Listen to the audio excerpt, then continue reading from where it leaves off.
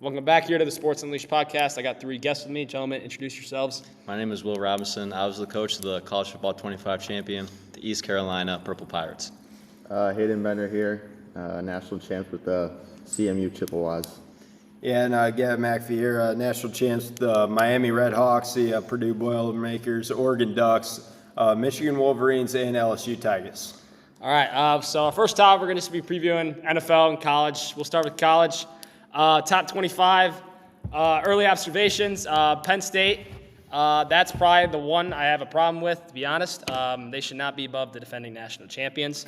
Like, you're telling me Penn State is better than Ohio State, even though Penn State's not beating us in the last 5 years? Like, come on, what are we doing? I mean, obviously, winning the national championship doesn't really matter anymore these days now that, Michigan won. What were we ranked, like 10 or 11 to start the season last year? So I think it's pretty realistic, or they should be even lower, honestly, because you got a new QB coming in. We got absolutely no clue what this dude can do. He could be throwing straight ducks left and right, and so I think 3 is pretty generous, in my opinion. I do find it interesting that Penn State is above Ohio State, given the fact that they haven't beat them in a long time. I do think last year's rankings and outcomes should play a part in the new season rankings. So I do think Ohio State should be above Penn State. But I mean, it's such a marginal difference that it doesn't matter until they actually play on Saturday. So, yeah, the thing that's really interesting with me is just this year there's just so much change, especially at the quarterback position. You got Oregon, you got Ohio State. I mean, Arch Manning for Texas, I mean, he's played in a few games, but this is his first time being a full-time starter. And something that's really interesting to me is Penn State and Clemson. I think those are 2 teams that, with those returning guys who played multiple years, I think that they can really make some noise this year. And then one thing I like to also add on is I also believe there's a couple like sleeper teams that are ranked in a pretty good spot. Like South Carolina at 13, I think that's a good spot for them. I think they're top 10 worthy. I think they got a Heisman frontrunner in Lenore Sellers, who's a pretty good quarterback. So I believe they're in a good spot. And I also like where Kansas State's at 17. I think they're a dark horse to win the Big 12 as well. Yeah, I think something that stuck out to me was Arizona State still being in the top 15 after losing Scatterbo last season, who obviously carried their entire program. And as a student at the University of Cincinnati, I personally was at the game and watched us absolutely spank them. So I don't think they're the 11th best team in the nation. I think putting South Carolina, Illinois, and Michigan, and maybe even Florida behind them is a complete disgrace.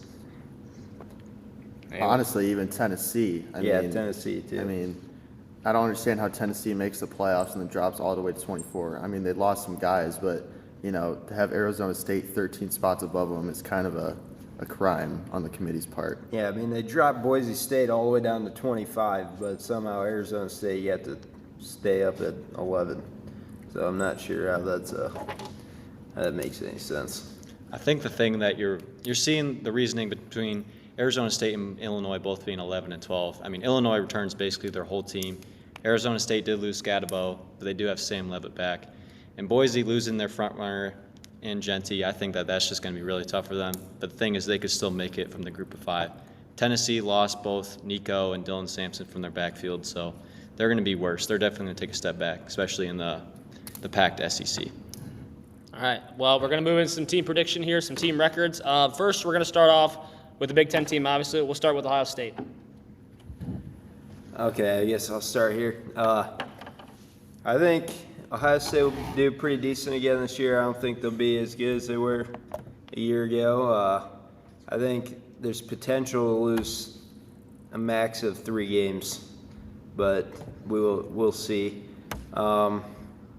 I'll get into something a little later of why I think they'll lose 3 games. But yeah, I definitely think Ohio State will drop a couple this year, especially with a new QB. My personal opinion about Ohio State is, they lose to Michigan for another 5th year in a row, so that's 1 loss. I have them either losing to Texas or Penn State, so that's a 2nd. I don't see them losing any other games. I think more realistic is that they beat Texas this year, and then they somehow choke to Penn State. Penn State finally pulls it off, and then they lose to Michigan for a 5th year, so they go 10-2.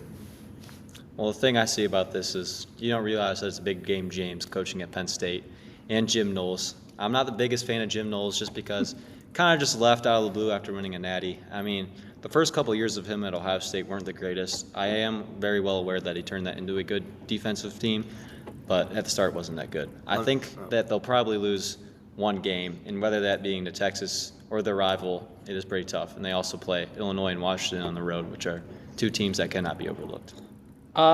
Biggest question coming in is the new coordinators. We got Matt Patricia, who we obviously know did not have good success at the head coaching level, but he is also a pretty good defensive coordinator, so we'll see how he adjusts to the college game. And then we also lost Chip Kelly with Brian Hardline coming in. I feel like he's going to be more aggressive with Julian Sain, probably as our quarterback. But at our schedule, I honestly seen us losing maybe one game. That's about it. Either it's Texas or Michigan. I do not see us losing to Penn State unless we lose Jeremiah Smith for the rest of the season. So if he's on the field, I think we got a chance to beat everyone on the schedule. I do think that at Illinois could be a sleeper game for you guys, though, in a tough environment with a team that's, finally starting to get good. That could be a tough game there that you guys could overlook easily. Yeah, you guys are sleeping on Penn State because they haven't in the past won any big games, but I think this year, I think they're coming in a little different this year. I guess we'll see because they haven't proven anything yet, but I think they have a good chance of beating pretty much anybody they play this year. Absolutely, they do. They got kind of a three-headed monster with their running backs and quarterback all coming back. And one team you just really can't overlook is Washington. You're going to remember the name Damon Williams because that dude's a demon. I think they really could lose that game at Washington. That place is a very tough place to play. All right, next game, we'll just stay in the Big Ten. Let's go Penn State since we've already discussed them a lot more. I'll start with Penn State. Well, obviously last season they made it to the semifinals. Honestly, should have been playing for a national championship if Drew Aller can make any good reads, but we won't get into that later. Their schedule's kind of favorable, to be honest. They got Oregon at home, which I don't see them losing because I don't think Oregon will be as good of a team as they were last year. At Iowa, that's always scary. That could be a potential loss, potentially, if Iowa's got any sort of offense. I don't see them beating Ohio State, especially since it's being at Ohio State. I just don't see that happening. Indiana, I think they can take care of business. So, honestly, for them, I either see Penn State going 11-1 or 10-2. I think Penn State's going undefeated unless, like you said, unless Iowa comes out of nowhere and brings out a big upset. But, yeah, I don't think Oregon's going to be as good as they have been. And, they're playing teams like Villanova and Nevada to start the season. So, what in the world are we doing? So, I don't see them losing Ohio State or Indiana, really. So, I think they'll go undefeated. Yeah, I mean, their first three games are kind of cupcakes and rainbows. They play the little sisters of the poor up until their bye week before Oregon. I think that's going to be the real decision maker, whether big game James is back or he's actually for real this year. We'll see the same thing with Jim Knowles. They do look like they're going to be playing that as a whiteout, so that's even better of a chance for them to win that. Yeah, there's no chance they'll lose that. Yeah, I think they're going 11-1 with the loss to Ohio State, though. I think, they either go 12-0 or 11-1. Their loss either comes from Ohio State or Oregon. At Ohio State, it's definitely going to be tough. I did say earlier I think they can win that game. If they beat, Ohio State, the rest of their schedule is a cakewalk for them personally. Indiana might be ranked, but, they're going to be, a pretty easy team to beat. Michigan State and Rutgers to finish out the season, that's some easy wins. Nebraska could, come up on them. Yeah. But, if Dylan Raiola is not playing well, it's going to be an easy win for him. So I think 12-0 is reasonable, so is 11-1. All right. We'll move to the SEC, probably two best conferences in the country. We'll start with an interesting team this year with a lot of pressure. LSU. They got a good quarterback, Garrett Nussmeier. Brian Kelly's got a lot of pressure this year. I believe if they don't make the playoffs, I think he'll be fired. That's not a hot take. I just see it happening just because I don't think LSU has had the success they thought when Brian Kelly first came in to Baton Rouge. But they got a first tough game on the road at Clemson, which is obviously never easy playing at Death Valley. And their schedule is pretty much of a gauntlet, I would say. They got Clemson first week, as I just said. They host Florida at home. They're at Ole Miss. They're hosting South Carolina, but they're at Alabama as well, and they're hosting A&M. All those teams, I say, are ranked or are pretty good SEC teams usually. I think if their quarterback plays well, Nussmeier plays at the potential that we all think he can be, I can see this team maybe going 10-2 at best. But my prediction, I think they go 9-3, LSU. Yeah, I agree with that. They got a pretty good schedule. They got a gauntlet to go through, like you said, which no surprise. The SEC, they got a bunch of good teams. And you didn't even mention they're at Oklahoma the last week, so that should be interesting too, if Oklahoma's any good. But and they also play at Vandy, and you never know what will happen there either. So, like we saw last year, so who knows what this team's gonna do this year. You know, this team's ceiling is 11-1 if we're being generous, and their floor is honestly 7-5. When you play 7 teams that are ranked in the top 25 to start the year, you know, that's a pretty tough schedule. You know, you're looking at Clemson. I'd say that's a first loss, you know. Home against Florida, you know, that's iffy. You could say that's another loss. At Ole Miss, that could possibly be another loss. And you're at Bama and Oklahoma. That's 5 losses right there. Mind you, they still got to play South Carolina and A&M. So, you know, they got some really, really good teams they got to play this year. You know, I think 5 losses is very reasonable, but then they could also, you know, go 11-1 and, you know, run the tables. So it'd be interesting to see. Yeah, I think that first game is really going to be a really just decider of how the season's going to go. I'm aware they play a lot of good teams after that, but LSU the past multiple seasons have not gotten it done in the very first week of the season. I think they're going to the real Death Valley in Clemson. I think Dabo's going to prove to that why they are back. And I also think their ceiling is probably 10-2, but I think they go either 8-4 or 9-3. That game to end the season at Oklahoma is going to be a big one. That very well could be a play-in game.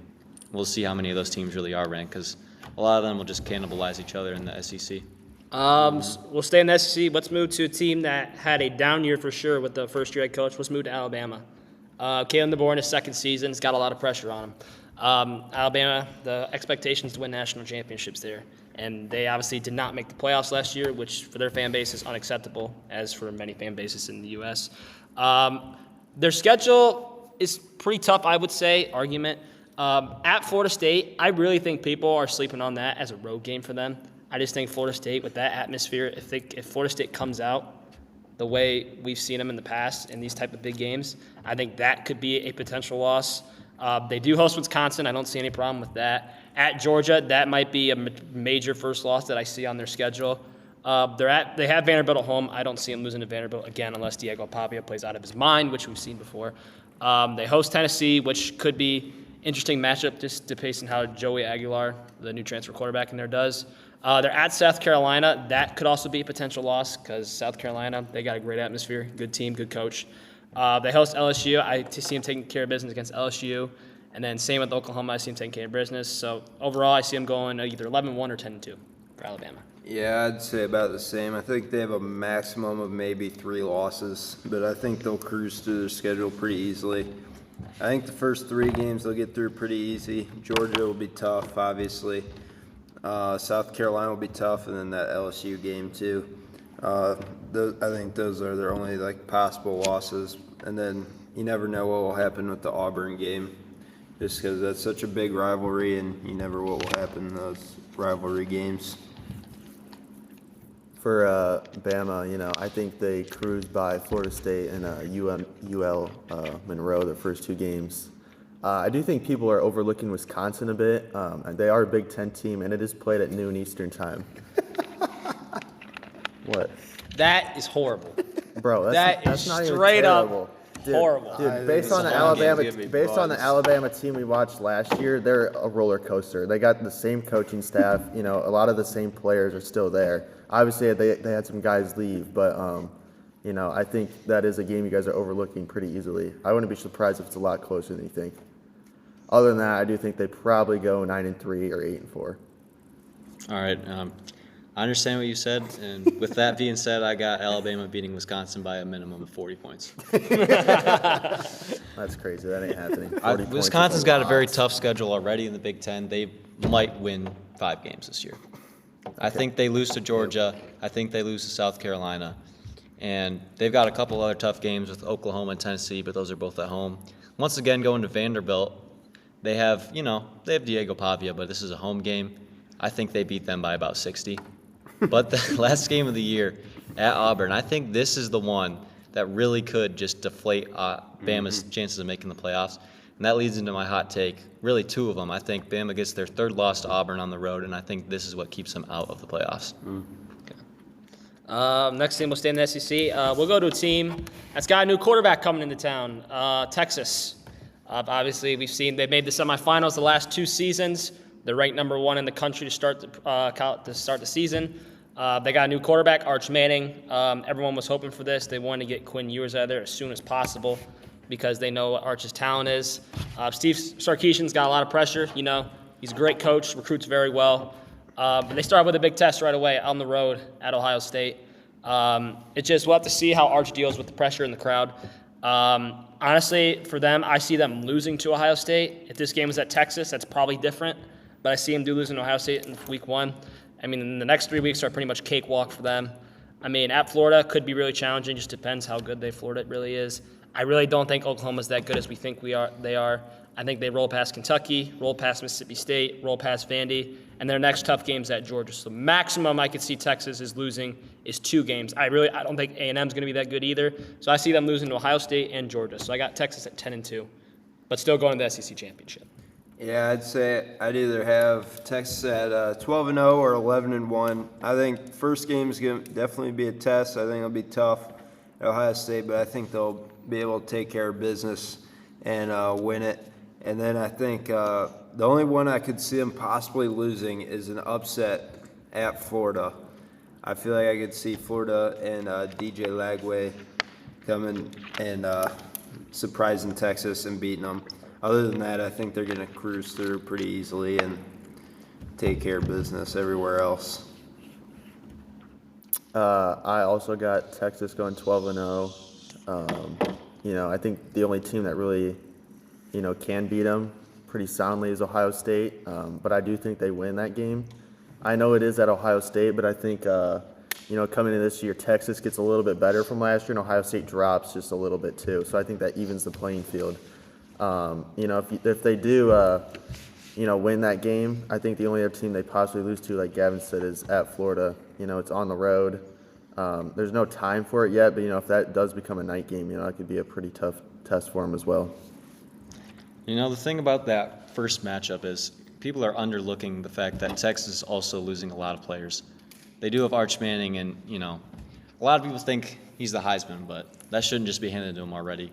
There's a chance that first game could give him a lot of jitters. It's always tough being Ohio State. I think if it's at Texas, I think they win, but I think they lose it since it is in Columbus. Like you guys said, that Florida game will be tough. I think they do get it done, though, in a very close one.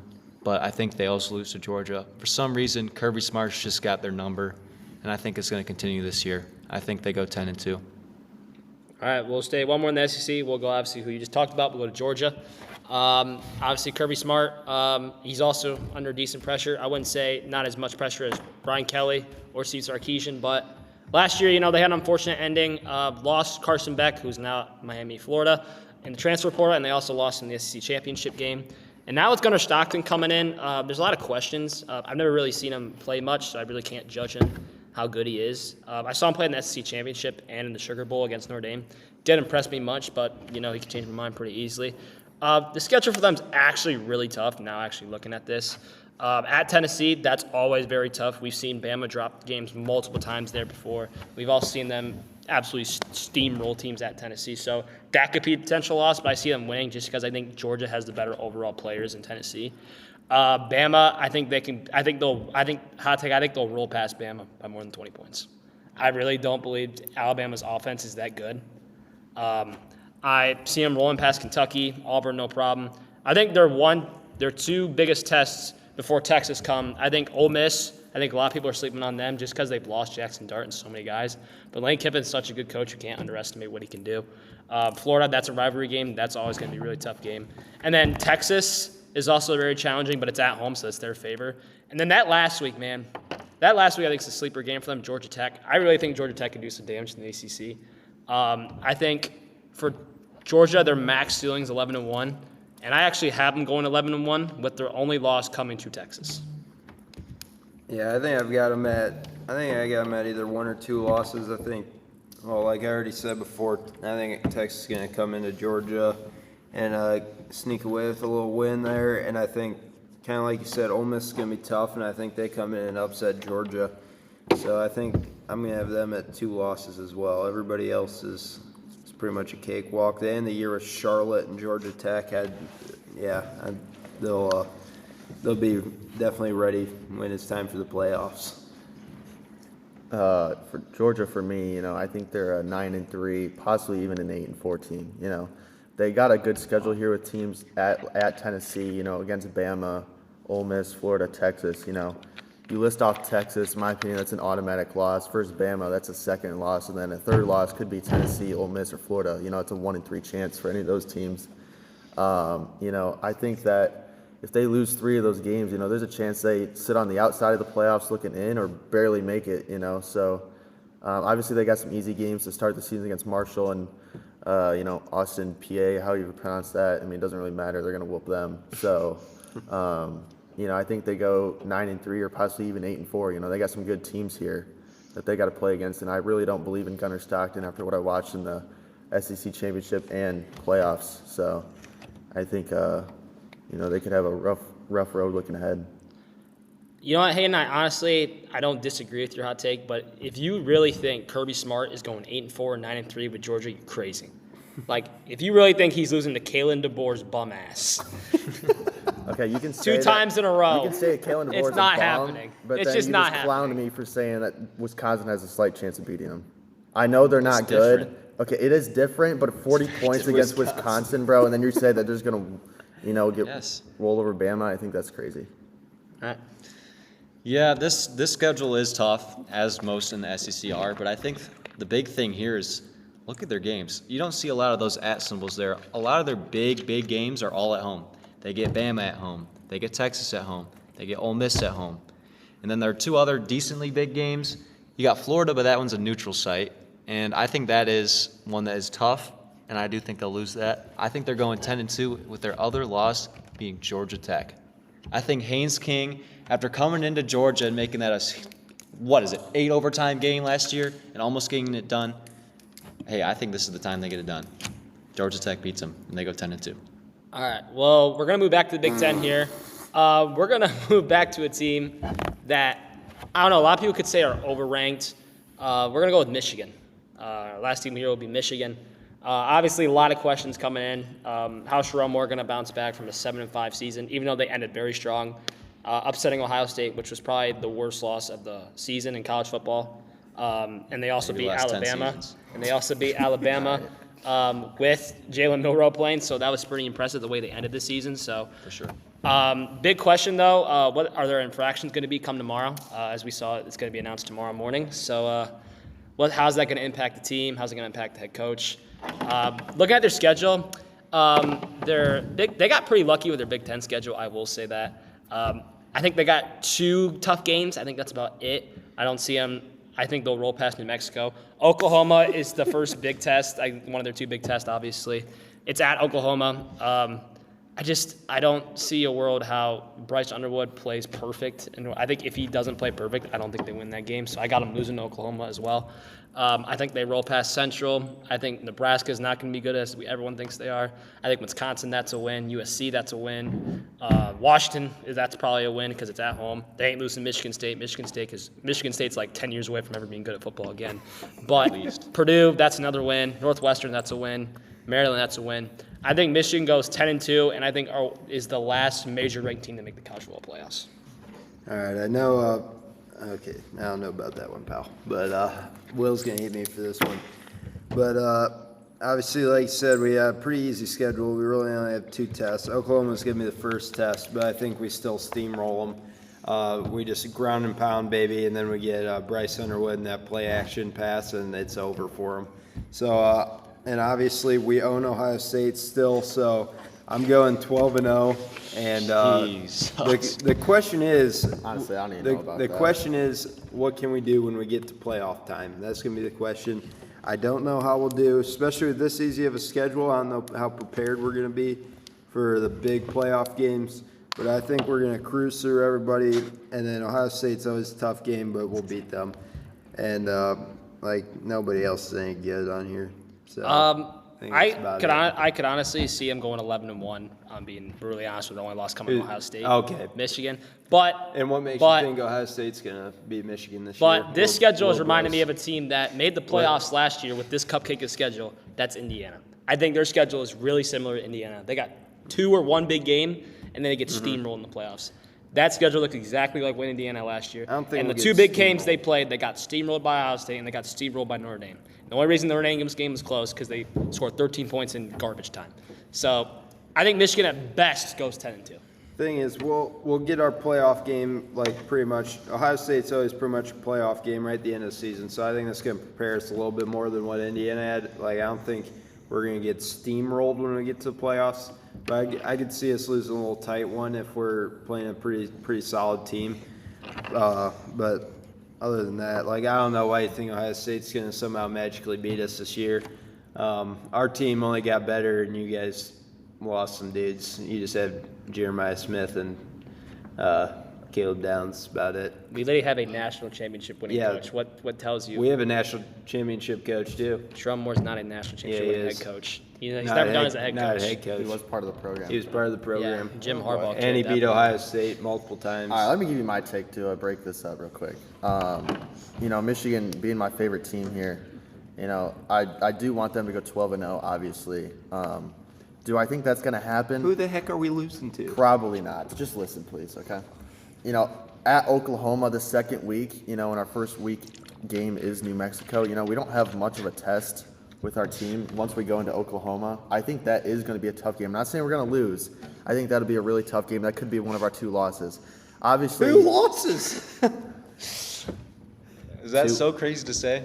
2 Yes. losses for Michigan. I think 2 losses I think is that's crazy. reasonable. I'm not saying we're going to have 2 losses. I think we're going to beat Ohio State, but I think it's possible we do have 2 losses, coming from Oklahoma and Ohio State. Going into Oklahoma, this is a new team with a new quarterback, and, we really haven't seen him play yet. Obviously, my mind might change after week 1, but, week 2 could be scary for Michigan. I think the rest of their schedule is pretty much a cakewalk. Besides Ohio State and Oklahoma, I do think at Nebraska could be a little bit of a problem if they don't get off the fast wheels rolling to start. At USC too, possibly. I do think we'll win that, but that could be a little bit of scare.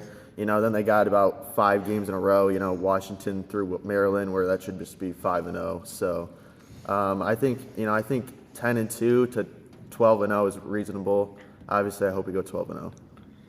The thing here is their schedule really isn't that bad, and I think that's extremely lucky. Especially, we all expect them to start their true freshman quarterback, Bryce Underwood. And can you guys answer me this? When is the last time Michigan started a true freshman at quarterback?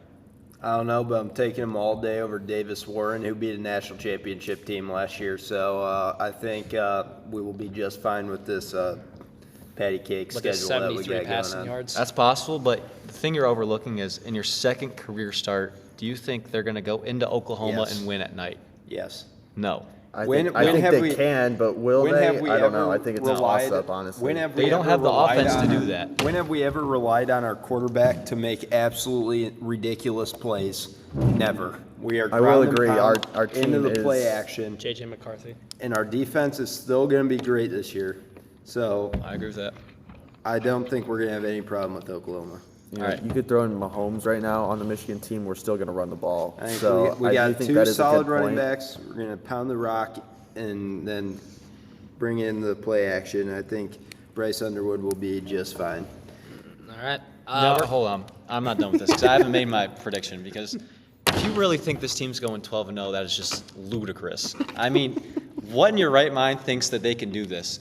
Do you think they have 2 Derrick Henrys in the Look who we're backfield? playing. Yeah, I will say, look at who we're playing, and I know We're not. your guys' team is better on paper being Ohio State, but I mean, last year did not matter at all for that. Last year So- they were way So better that's on a win. paper. Honestly, I think we have a better chance of beating Ohio State than Oklahoma because it is the second week of the season and it's on the road. Being Ohio State is always the last game of the season. We're going to have experience by then, which last year, we were 6-5, but we had a ton of experience. We came in and, beat y'all. So I think, honestly, Oklahoma will be a tougher matchup than Ohio State just because of the scenario at night on the road and second week compared to, 12th week. But I mean, if you look at the rest of the schedule, this might be one of the worst, schedules in the Big Ten. I mean, we got one team in the Big Ten that we're playing that's ranked. That's Ohio State. And that is a rivalry game where rankings really don't matter. In paper, teams, it does not matter. It really just matters who shows up that first day, first minute, first quarter, everything. So I do think 12-0 is possible. Do I think it's likely? Probably not. I think 10-2 is probably more reasonable. I would like to add too. We don't score too many points at Michigan, but if there is a game we score at least 50 points. It is week 3 against Central Michigan. I don't disagree there. I don't disagree with that. Absolutely steamrolled. Probably right. The thing is, they're not going 12-0. I think they lose to Oklahoma. And the thing with Ohio State, that game is just so psychological, especially for Ryan Day. Is this going to be the year he finally does it? No. Man, I don't fucking know. It's tough, man. That game plan was so terrible last year. We'll see how it is this year. Jeremiah Smith seems to be confident, I don't have a reason to not believe in him. But I think they do lose that game. And I think they do lose to Oklahoma. And I think that third loss comes either Nebraska or USC. Are you kidding me? Probably USC. USC's getting revenge. They go 9-3, and they're probably ranked 14th. Just missed out. Okay, well, I don't Rob, agree that we're going to lose to USC, but I do think them or Nebraska could be a third loss. If you really think we're going to lose 3 games, I don't think so. I do. But I really think we go 10-2 or 11-1. I would say I think the game we're most likely to lose would be at USC, just since it's so far Most away. likely. And Most likely to win? Most likely to lose. Out of everything, at Yes. USC, the most likely. I really think at Oklahoma is our biggest test of the year. All right. Well, to be honest with you, Rob, I disagree with you. I think they're minimum a 10-2 team. at minimum. Minimum a 10-2 team. The only teams I could see them losing to are Oklahoma and Ohio State. The rest of that Big Ten schedule is garbage. It is garbage. Yeah. They didn't get Penn State. They didn't get Oregon. They didn't get Illinois. They got all those teams last year when Illinois was mid at best, when Oregon was just an overhyped number one team in the country. And then also they beat Ohio State, which was insane to me still. I can't even still not think about that. Crazy. But you know what? I think about if it all Bryce the time. Underwood performs at least decent, I think they go 10-2. Being fair. Yeah, I just don't see who Bryce is going to throw to. And I understand this is a running offense. We got McCulley. We got one of the best receiving corps that we've had at Michigan in a while. Coming in this year, I think we'll be able to throw the ball just fine. Honestly, might not be able to get the ball to as many people as we should, is what I think. We still got a really good tight end coming back. Maybe not on the level, but Klein is still pretty solid. Solid player, yeah. Yeah, he's shown it.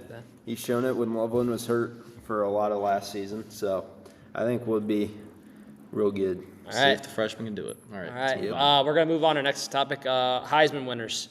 I think we can go down the line for this. Gavin, would you like to start us who your Heisman winner is? Yeah, I'll start off. I've got a whole lineup here. I don't know. It could be any one of these guys. I've got 3 really young quarterbacks and then another guy that actually two other guys that are obvious. So obviously I've got Jeremiah Smith and Ryan Williams. Those two are real good, and they're probably going to be even better this year than they have been. The other 3, I have no idea what's going to happen with these 3, but little underdog picks here. Okay. I got DJ Lagway for Florida, Lenora Sellers for South Carolina, and I had to add in Bryce Underwood because just in case he absolutely goes nuts. Just so I can say I had it written down now when it happens. It's an unbiased podcast, by I the just way. want to have there. Okay. All right. So, Okay, so I think, number 1 heading into the season is Jeremiah Smith. He had an insane season last year. He is going to be the best receiver coming into this year of college football. And obviously he's on a good Ohio State team, so that just puts him up there. I do got Cade Klubnik from Clemson too. I really think that they'll be a good team this year. The fact that he threw 36 touchdowns last year and 3,600 yards, I think that's pretty good. I know a lot of names that people have been throwing out to are Arch Manning. I think he is a little overhyped, but obviously he's got the talent that could put him up to win a Heisman possibly. Do I think he's going to do it? Probably not, but I wouldn't be surprised if he's in the contention. And then I think Drew Aller from Penn State can have a breakout season here. I know some of you guys don't like that. Okay, but he is on a very good team, and to say he's a bad player is not fair. I think he's very solid, and he's got a lot of weapons around him. So Yeah, I don't think he's My guys. bad, but he's not my Heisman. I think DJ Lagway is a great pick, but I'd say he's my number 2. I think Cade Klubnik is going to be the one to win it. He's got the most experience. He's got great players coming back around him. Clemson could go and win the whole damn thing. I agree. I think Klubnik's I agree. a very good player, and he could definitely win it. Heisman for me, I had 2 guys that I think really can win it. I don't have Arch Manning on this list. I don't have DJ Lagway or Clay Klubnik. 2 guys I had Jeremiah Smith as my number 1. And the number 2, I think a lot of people are sleeping on just because they're not like ranked as high in the SEC. I think Lenore Sellers is a dark horse to win the Heisman Trophy. It just depends how he performs. If he stays healthy, that's a big question with all these guys. Are they going to stay healthy? I honestly think Ryan Williams should not even be close to the Heisman list just because I just don't know what their quarterback situation is going to be. Was it Ty Simpson at quarterback? I don't really know. I don't keep track of Bama, who goes 8-4. But anyways, I think for me, I got Jeremiah Smith win the Heisman. I know it's such an easy, basic pick. I'll probably be wrong. I don't care. But we'll see what happens. Yeah, I think Ryan Williams is a Walmart version of Jeremiah Smith. Just going to throw that out there. I wouldn't say he's Walmart version, is but he's crazy. not as good. I know we just listed a bunch of quarterbacks and receivers. What do you guys think about a running back like Jeremiah Love from Notre Dame? You think he's got a chance? I think him and Nick Singleton are probably the 2 that can do it. That's probably it. That's a good take. I would agree. I don't with know that if as well. they'll win it, but they're definitely the best. Because Notre Dame is a pounding ground team. Best Yeah, 2 he will that get same carries yeah, for sure. We they haven't have even the talked best about Notre chance. Dame. Yeah, we can talk about Notre Dame. We'll get in that next. We'll start off. We'll go, who do you got winning each conference? I think we can go down the list. I'll start off. I'll start with the Big 12. I have Texas Tech beating Arizona State in the Big 12 championship. SEC, I got Texas beating Georgia in the SEC championship. ACC, I got Clemson beating Georgia Tech in the ACC championship game. And the Big 10, I have Ohio State defeating Penn State in the Big 10 championship. All right. For me, I agree with the Big 10. I think Ohio State will beat Penn State. That's going to be a crazy rematch. That's kind of what I got there. In the ACC, I got Clemson playing Miami and beating them. Clemson could go undefeated, but I think that last game of the season versus South Carolina could be that one loss. In the Big 12, I got Texas Tech beating Kansas State. I think kind of one of my sorta bold predictions. I think ASU doesn't even make the conference championship game. They don't make the playoffs. And then going back to the SEC now, Georgia plays Texas again, and they beat them again. Georgia beats Texas for the 4th time in a row in 2 seasons. Okay, for the SEC, I think, Texas versus Georgia is probably the number 1 pick. I think you could throw in a sleeper team like Florida in there, against Texas. I mean, either way, I still got Texas winning the SEC. Big 10, honestly, I'm going to go with Penn State. I really think that this is their year to beat Ohio State, not once, but possibly twice too. I think, it will be Penn State or versus Ohio State, or if, Michigan does beat Ohio State, it could be both of them. For the ACC, it's going to be Clemson. I don't care who they play. They're going to whoop whoever they play. I think the ACC is weak, and Clemson is just a standalone team and way better than everybody else. Big 12, honestly, I couldn't tell you. I think, I got Texas Tech here, Kansas State, Gavin. But, I really don't think there's really a good team that's much better than all the other ones. There's some solid teams, but I don't think one really stands out compared to the other. I will just say a winner. I'll say Kansas State just to put a winner out there. Are we doing group of 5 teams or no? If we want to do the MAC after Gavin goes with this picks, we can. Okay. I'll start off with the SEC too. I'm taking Texas. If it's not Texas, I got an underdog in Florida, but I don't think Georgia has this year. I don't know why. It's just gut feeling. ACC, I got Clemson or SMU. Stings, baby. Okay. Honestly, Evan Jennings. Bill Belichick's had a better Possible. chance than them. Oh, Honestly, no, that's yes. true. No, that's going to come up later in my thing. Oh, Okay. Okay. interesting. Okay. Interesting. So Clemson or North Carolina, realistically, SMU is a joke. It's not very realistic. I mean, it's Clemson, really. Yeah. if you think Clemson's the only about team it. I can Okay. see. Maybe Miami. You don't That's really have the to only think 2 I about can it. think. I think that'll be the game, though. I think it's going to be Clemson, North Carolina. Wow. In North Carolina. Yep. That's Okay. interesting. Then I got Big Ten. I do see Penn State beating Michigan in the Big Ten championship. So, He's human. yeah, I think with Michigan's light schedule, I don't know if we'll be prepared for Penn State in the title game, but I think we can still go undefeated, beat them, and get into the playoffs.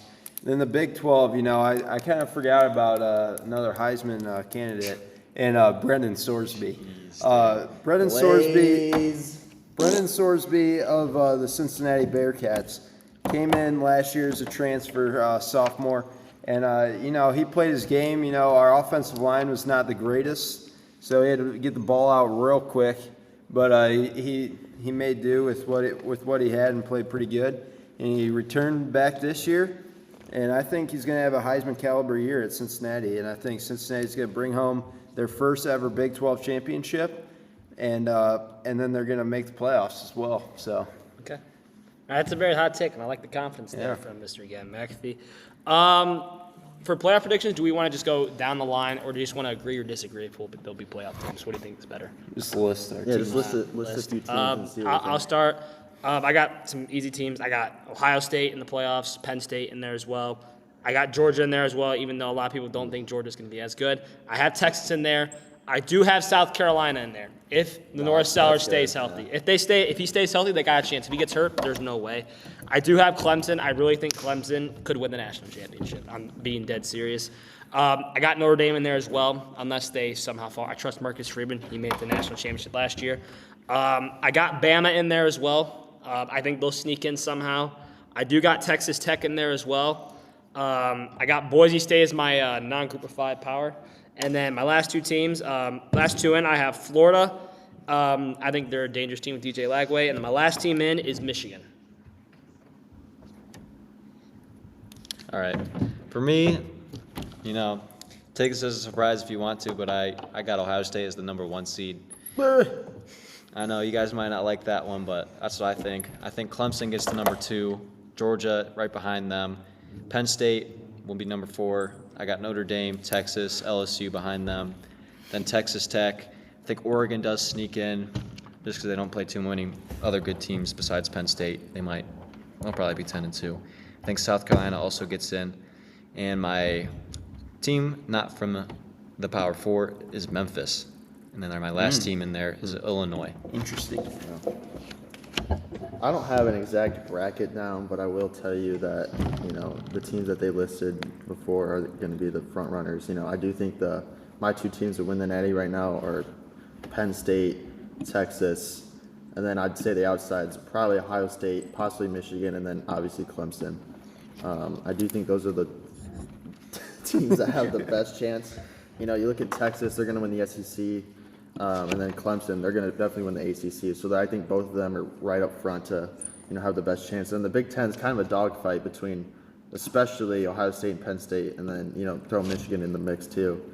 Any of those teams could win it. And then for my non-Power 4, I do have Toledo. I know that might be a crazy take, but they are getting preseason votes right now, and they are the favorites to win the MAC. And I think that from last year to this year, they're having a big jump, and their schedule being in the MAC isn't the worst. So they could definitely win some games and have a team like Boise, lose a few games, and they drop below them, they jump above them. So I think it's possible.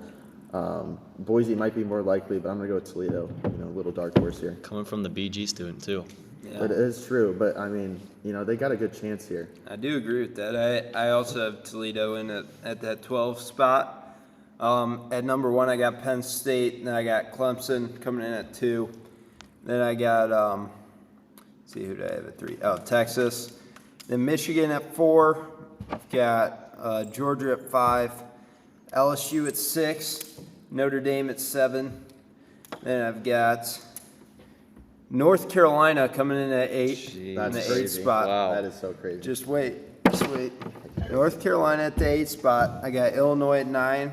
Cincy at 10. Oh my God. South Carolina. Yeah, stop him already. Stop him already. South Carolina coming in at the 11, and then, like I already said, Toledo at the 12. If you take a look at North Carolina's schedule, they're pretty similar to Michigan, pretty much a cakewalk. And I don't think there's anybody that's really going to stop them until they get to Clemson in that ACC championship game. And they got a multi-Super Bowl champ, Bill Belichick, coming in as first-year head coach, and that was actually kind of leads into our next part of hot takes, which was one of mine was Bill Belichick going undefeated in year 1 and making the playoffs. So That is one of my hot takes. I think they're making the playoffs. So that was my first one. My second one, Ohio State got this new defensive coordinator named Matt Patricia. Oh, boy. And, as a Lions fan myself, I've seen Matt Patricia in my past, and I know how absolutely garbage of a coach this man is.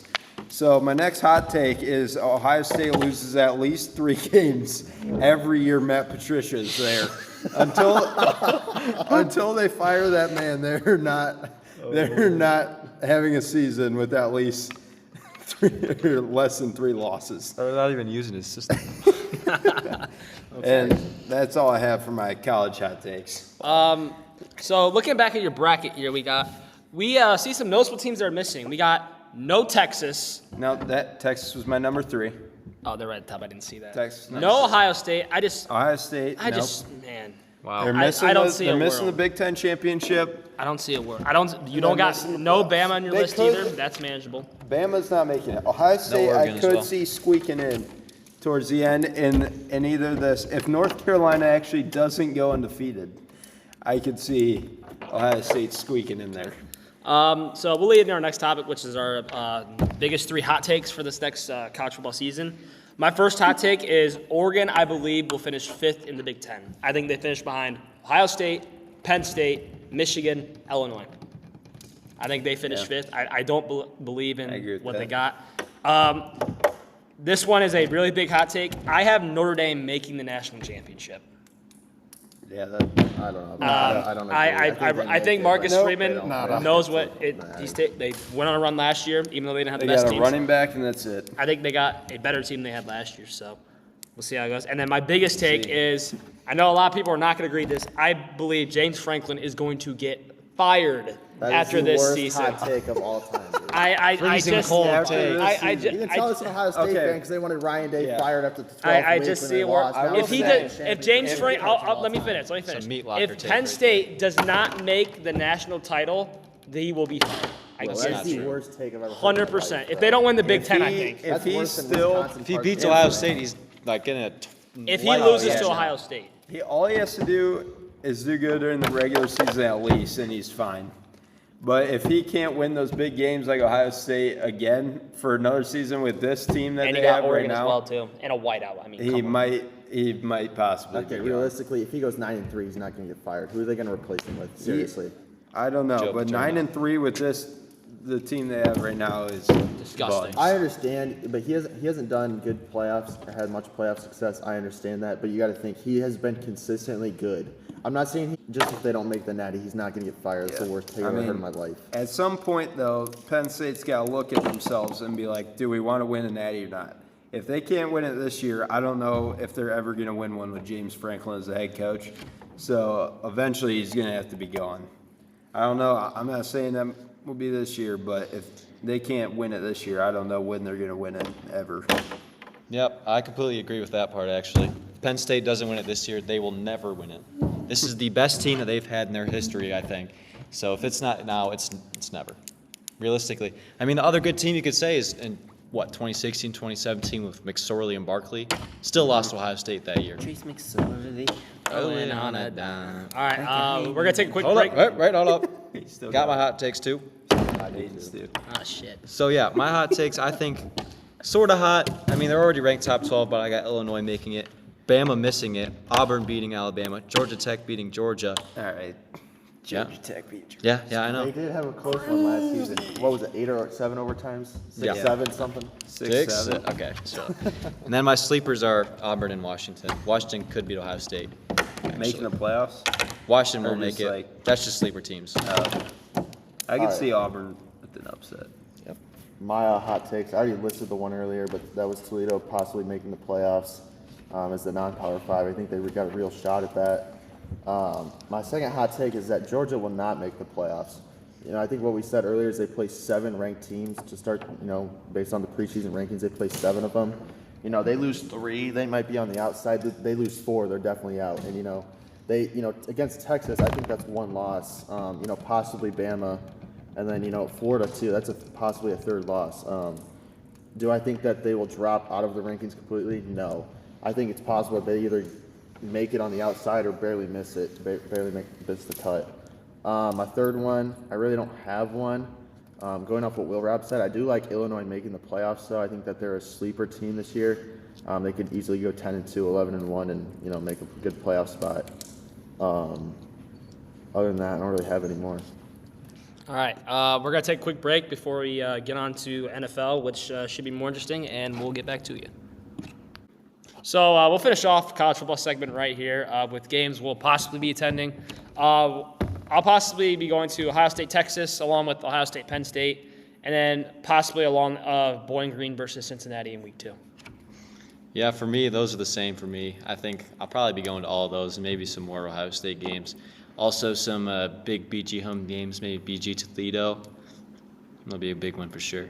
BG by 55, by the way.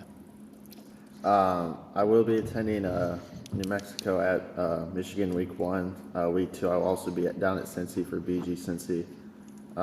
Possibly looking at going to Wisconsin at home or at Michigan, and then obviously a bunch of BG games. I'll just be at all the Cincinnati home games, and I'm just excited for everybody to come down week 2 just so they can cry on my shoulder once their team gets absolutely smacked, and then they got to drive 3 hours back home the next day. So I think BG has absolutely no chance of beating Cincinnati unless Win Sharp scores like 5 touchdowns. That's the only chance they have. Do we want to make our early First picks? of all, no chance is crazy. I mean, we watched No Northern chance. Illinois whoop Notre Dame last year, week 1. Notre Dame's a hell of a lot better than And Cincy. Cincinnati is nowhere near Notre Dame, and BG is equally par with Northern Illinois. You can make that face, but Cincinnati is nowhere near Notre Dame. I don't want to see that again. I think it's very Unless you're going back possible to This is they a win. once-in-a-lifetime thing. Northern Illinois freaking Okay, dude, squeaked MAC out a MAC win. teams get upset wins all the time. It doesn't happen often, many times in a certain year, but it happens at least once a year. Do we want to make It do we does. want to make an early pick And for this wait, game? before we do an early pick for this game, also with BG, last year with Connor Ballsack at quarterback, they lost by single digits at both Texas A&M and Penn State. And Cincy is nowhere near those teams, so. You think that? I do think it's going to be a good game. I think if you really think you're going to stomp us by 30 plus, you're out of your I mind. never said 30 plus. Okay. I just want to make it clear. I did just not said say they that. don't have a chance. We'll of winning. actually we'll do some actual interesting early game picks. We'll start with the game we just talked about, BG Cincinnati. Gavin, obviously I think Well, we know who your obviously, pick is. I've got Cincy. BG's defense is not ready for Brendan Sorsby and Joe Royer. They're just not ready for it. That 1-2 punch is I think ridiculous. I got Cincinnati as well. I think it'll be a lot closer game. I could see BG covering a spread like 10.5 or 11. I think it'll be a 2-score game. I do have BG winning, and I already said reason why earlier. We had a MAC team beat a team that was in the Natty last year, first of all. Second of all, Cincinnati, Gavin might think they're miles ahead. They're like maybe a level above. So I think that, a game like this really is a 50-50 coin flip. And I do think, bro, so what are you saying over there? Just you actually think Bowling Green's going to go into Cincinnati? Yeah, I think it's very week possible. 2, we're just going to go and beat a Big 12 team. last year. They're not some powerhouse, dude. You're acting like they're the best team on the 5-7. planet. I'm BG not played in a bowl saying- game while Cincy Against didn't. some I'm not pretty saying solid I'm not teams. saying they're an insane team. I'm just saying is if you really think you're going to go into Cincinnati's house, their first home game of the year, and beat them, you're crazy. Will, did you really think Northern Illinois is going to beat Notre Dame? Tell Hey, me, we straight beat a face. playoff No. now. Okay, this game is a We lot beat a more playoff likely to team happen than that last thing year, last too. year. That's true. Cincinnati beat Okay, them. I understand that, but to say you just think you're going to outright beat us when I have a chance is insane. I think we do have a chance. So you're going with BG? Yes, I'm going with BG. Something that also shouldn't be overlooked is Cincy was a group of 5 team just a few short years ago. Exactly. There's a reason we're not anymore, though. Yeah, yeah. It's just called expansion. Exactly. They really did prove that last year when they didn't even make a bowl game. Expansion, So and we got better. yeah, and on that note, going BG. I think they win in a tight one. All right. We'll go with some interesting games. We'll go actually stay in week 2. Michigan at Oklahoma. I mean, I've already said this. I got Michigan. I think we'll handle them somewhat easily. It'll be a little bit of a test, definitely our first one of the season. But I think we'll be able to ground and pound, and Bryce Underwood will take care of the rest of the business. For me, this is actually really tough because we don't know how Bryce Underwood's going to perform in his first road game under that much pressure at Norman, Oklahoma. What you know is if they have a good football team, their fan base is going to show up and be loud. But I think with the ground and pound game of Khalil Mullings and Justice Haynes, I don't know if that's his name or not, but that two-headed monster in the backfield, I just feel like Oklahoma's defense, we don't know very much about him, and I think if Michigan get that run game going like they used to have with Blake Corum, I think it's just over for them because I think Michigan would just stop them on the offensive line and defensive line. So I got Michigan winning by at least 10 points. Personally, I said this earlier, but I think this is the biggest test Michigan will face all season. And I'm not discrediting Ohio State when I say that. I say that because it's week 2, it's on the road, and it's at night, and this is, going to be Bryce Underwood's probably second game he's playing. The first game he will play is not against a very good team. So this would be his actual big first test. And, once he gets past that, the rest of the teams aren't up to par until you get to Ohio State. And I'd hope by the time we get to week 12, he's actually, ready to play and, acclimated to, what this big college football game is like. And it is the game. So, you get to week 12 and you can be 6-5 like we were last year. You can be, 10-1 the year before? Or no, 11-0. And, it still matters a lot because it is the game and it's a big rivalry. So I do think that Oklahoma is the biggest test regardless because it's early and it's going to be a tough team on the road. And like you said, it very much matters because it's a game. So that's why Ohio State's national championship gets knocked down a notch because they still weren't able to win the game compared to. Just had to throw that in there, didn't you? Yeah, I just want to make sure all the listeners understand. That is a good point. I'm not saying the game doesn't matter, but I think that, in terms of big tests for Michigan, it's going to be week 2 because I think that really sets up how our season is going to go depending on that game. So you're saying right now, if you guys beat Oklahoma but lose to Ohio State, that's fine, is what you're saying. Is what I'm getting at. I'm not saying that at all. I'm saying this will be our biggest test. That's what I said. So you're telling me right now that for what so the rest of the what I'm season hearing Because based on week 2 is how the rest of our season is going to go. We lose that game by 20 plus. There's a chance we lose to a team like Nebraska or USC. We win that game by a decent amount. That looks really good to win the rest of the games out and beat Ohio State as well. Go 12-0. That's why I'm saying it's the biggest test. Biggest test because of all those possible outcomes and circumstances. Yeah, that's definitely potential for a big confidence builder. The fact that it's in Norman, I think, is just a crazy first test for Bryce Underwood. I mean, this is really this is going to be like a test of his character, of his skill, of his heart, everything. I mean, this is really going to prove to whether, he's one of the top quarterbacks in the Big Ten or he's just average, even though he's just a freshman, He'll get better regardless. But for this game, I think Oklahoma wins. I think, Gambling, John Mateer, he's fine. He's not out. He's playing. If he was out or if it was at Michigan, I'd pick the Wolverines. But it's in Norman. They have the quarterback. Give me the Sooners. Okay, we'll move to we got 2 more games for us to discuss. Week 1, we're going back. We're starting off with probably the second biggest game, Clemson and LSU. This game's at Clemson. Dabo, they got a lot of expectations. A lot of people out of camp think they're going to be a national championship contender. I really see Clemson beating the shit out of LSU by more than 20 points. I'm going to be straight honest. Where's the game at? It's at Clemson. It's at Clemson. Okay. I just think Clemson's overall team's better. I think they have the better quarterback. I think Kate Clemson's a pretty solid quarterback. And I just think Clemson week 1 with that atmosphere is just going to absolutely just stop LSU. I don't think Brian Kelly's built for the big ones at LSU. I would agree with that, and we've seen the past couple of years LSU hasn't really had that defense to win those big games. I think Clemson's going to come in absolutely pumped up. Like you said, that atmosphere, I don't think LSU's going to be ready for it, and I think Clemson will win. I think it'll be a little closer. I don't know if they'll get smoked, but I think Clemson will still win. I also believe Clemson will win. I mentioned before that Klubnik is, my favorite to win Heisman, so I think he is better than Nussmeier. I'm not saying Nussmeier is a bad player. I just think, Klubnik is better than him, and I think Clemson also has a better team. So I think it's kind of a no-brainer to pick Clemson in this one. I'd say maybe 10 points, 15 if they're lucky, but I think it's a competitive game till the end, and Clemson just takes care of business. Yeah, but this one, I think I agree. If you didn't know, Brian Kelly's actually James Franklin's long-lost brother, so yeah. I don't think they'll get it done. I think this is Clemson's game to win, and I think they win it by at least 10 points. Okay. And then obviously we got to start with the big matchup in week 1. Texas at Ohio State. We discussed this on and on. Is Arch Manning really going to live up to the hype? It's his first true start on the road against the defending national champions. I'll actually let one of you guys start because I'll save mine for the end. I can go first. This might be his first true start, I believe, right, for the season. Yeah, he started a couple games last year, but they were against like some SEC. Okay, so this is his first true start against a really good team. Obviously, we've seen him play last season in a few games, and he looked pretty solid. Obviously, he's made some jumps in the offseason. He's worked on his game a bit, and obviously Texas is a very good team as well as Ohio State. I do think that Texas goes in there and wins. It's going to be a one-possession game. It's going to be about 3-5 points. Really, either way, I believe Texas will win it though.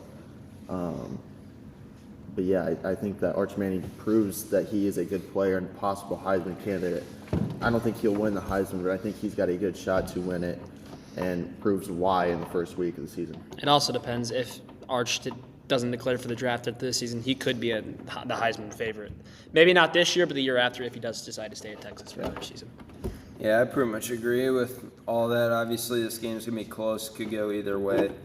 I think it's really gonna depend on how much Ohio State's offense comes to play. Obviously, we know they have Jeremiah Smith. We don't know too much about the rest of it yet, and I think Texas. I mean, it's gonna be the same way with Texas too. We'll see how Arch Manning comes out, but like Hayden said, I think Arch Manning will be able to take the heat, and I think they're gonna barely pull away with a win at Ohio State week 1.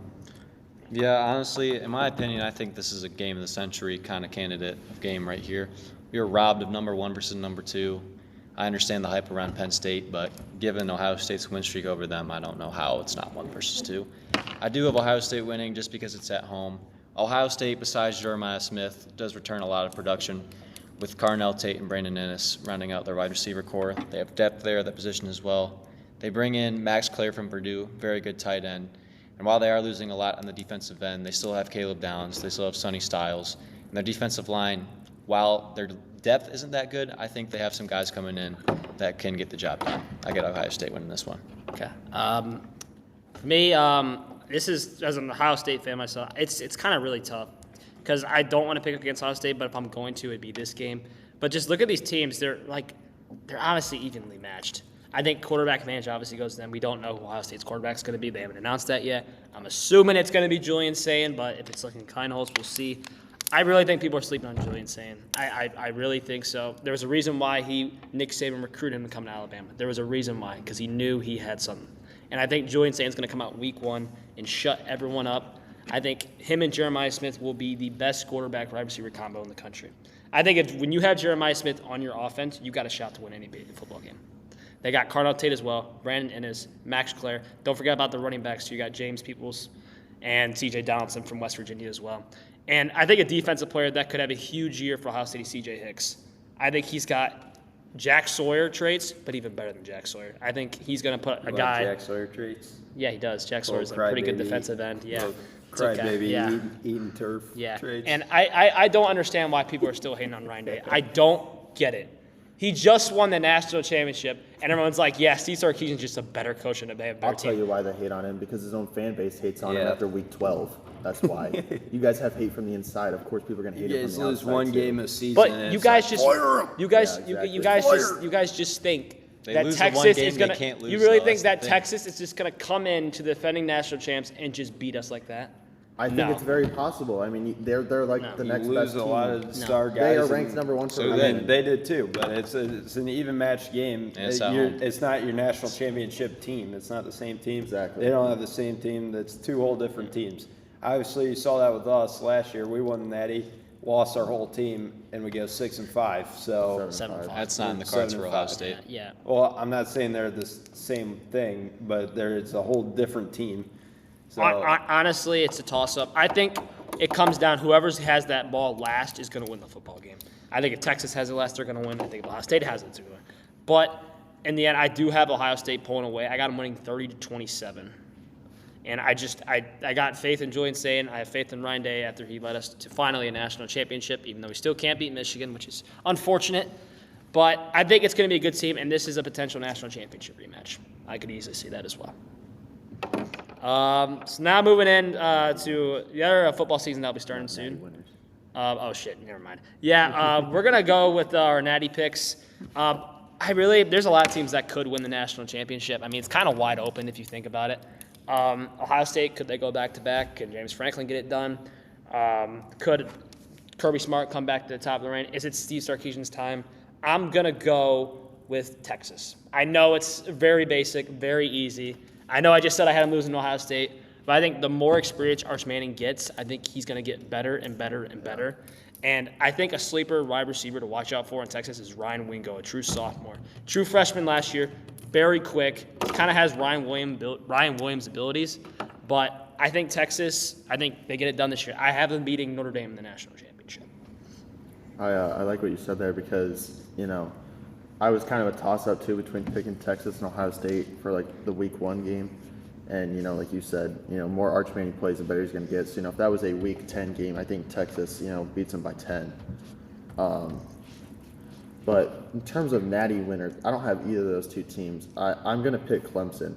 I think they run the ACC out like no tomorrow. I don't think there's anybody else who can compete with them. Maybe a Bill Belichick in North Carolina, but they just don't have the players. You can coach so much to a certain level, but their players are just so much better at Clemson. And then the Big Ten is going to be beat up from playing each other all the time, and I think the SEC the same. And I think Clemson just comes out full firing power, full force out of the ACC and propels himself to a natty championship. That's also a good point. Is what's the injury is going to look like on each team? Like it could be like Ohio State could lose Jeremiah Smith, like Texas could lose Arch Manning for a couple weeks. Like how does that impact the rankings once we get to in December? We'll have to look back on this and see how accurate we were. So I was gonna say Clemson, but I feel like I kind of think the opposite of what you're saying of how the two other conferences are gonna be all beat up and stuff.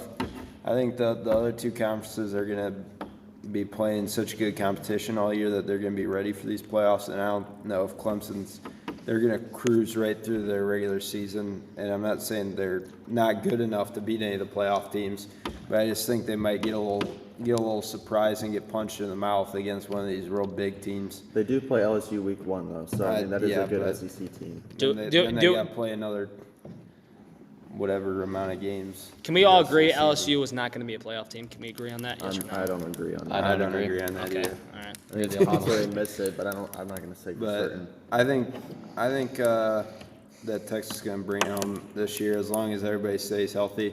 I think Penn State is going to get deep, and then once again, I don't think he's going to be able to bring home the ultimate big one. Hot take for me is why I think Penn State loses to Notre Dame again in the semifinals. That's not happening. James Franklin just doesn't have that it factor. He just doesn't. To Notre Dame. Notre Dame is not going to be that amazing. They might not even make it, and the same matchup is probably not going to happen. If it does, Penn State will win that. The thing I see is happening here is a little bit shocking, but I think Ohio State's going to play Penn State a third time in the semifinal, and I think they beat them for the third time. I think Clemson and Texas are going to play each other in the other semifinal. And I think Arch versus Kate Klubnik is going to be one of the all-time great games in college football. I think that game could probably be in the 40s, maybe 50s. Oklahoma, Georgia-esque when it was Baker versus Georgia. But I think Clemson does get it done just because I think Kate is more experienced, and right now he is the better quarterback. Arch next year will take that spot, though. So in the national championship, OSU, Clemson, I have OSU going back-to-back. Oh, my goodness. I have them doing it. They have the best player on offense and defense in the entirety of college football, and the big players make the big plays. They get it done. Player on offense, but you got to give him the ball first. We have a quarterback who can give him the ball. He hasn't proven anything yet. You don't even know if he's starting one yet. recruit. He hasn't even proved anything yet. He just said we got a quarterback that can give the ball. I'm like, dude, you don't even know. All you got to do is throw it up. I think any of us could probably throw the ball at Jeremiah Smith and be fine. That's just simply not true. Sorry. It's hyperbole. All right. Obviously not, because we saw them play Michigan last year. Pick right at the 10-yard line. Well, that guy was probably locked concussed. up. Then we got Will Johnson the game before against Marvin Harrison. That picked off 5-yard little in route. We also got to remember in their latest Ohio State happen. Michigan rematch, Jeremiah Smith drew 4 pass interference calls. Yeah, they were just basically Like, tearing what does the that ground. tell you? Andy had a touchdown, so Well, he was basically yeah, sure. the little bit of light in a Well, you know terrible what? day. Michigan still won, so it really didn't matter at the end. Yeah, we'll see this. But we're going to move on to the other football scene that's turning on. Obviously, I think the second favorite behind college. NFL will start. We're going to go through division predictions, dark horses, conference champs, Super Bowl champs, and then our awards section. For divisions, do we just want to like list our 1 through 4 in reasoning? Do we just want to Sure, go? that's fine. Let's go division We'll start by we'll start from 4. We'll go AFC East. Last I had the Jets. I don't know how it's going to go with the Justin Fields experience. I don't know how Aaron Glenn will do in his first year as head coach. I think he'll be a fine head coach. I'm not saying they're going to be like god awful, but I think they're going to be like a 7-10 type team, like maybe 6-7 The wins. Jets? Yes, 6 or 7 6, wins. 7 wins. Yes. I think 4 or 5, maybe. Third in the AFC East, I had the Dolphins. I think obviously they have Tua, Tyreek, and Jalen Waddle. But I really don't know about that defense anymore. They lost Jalen Ramsey. They did get a good return from the Steelers, though, because, to be honest, that's kind of a fleece for the Dolphins. They got Micah Fitzpatrick back.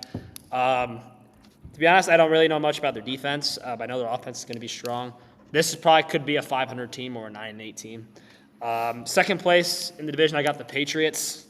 I'm trusting Mike Vrabel on this one. You know, he did it with Tennessee, and Tennessee, you know, they were decent for a couple of years. You know, they beat Tom Brady in his last 3 years at Patriot. You know, that they had a good run that year with less talent.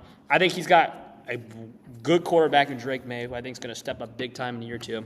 They got Stephon Diggs. I know he's coming back from an ACL injury, but I think he's going to be huge. I just think a Mike Vrabel-led team is going to be really good in New England. I think they can make the playoffs. And obviously, first, you know, I got the Bills. You know, I know it's stupid, easy, boring, but they got the MVP, Josh Allen. You know, even though he can't get done the postseason, I think he gets it done the regular season. They go on winning their AFC East division title.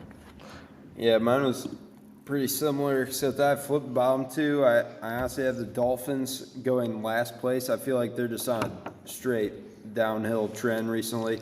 They've got some playmakers, but also Tua has gotten injured about as much as you possibly can.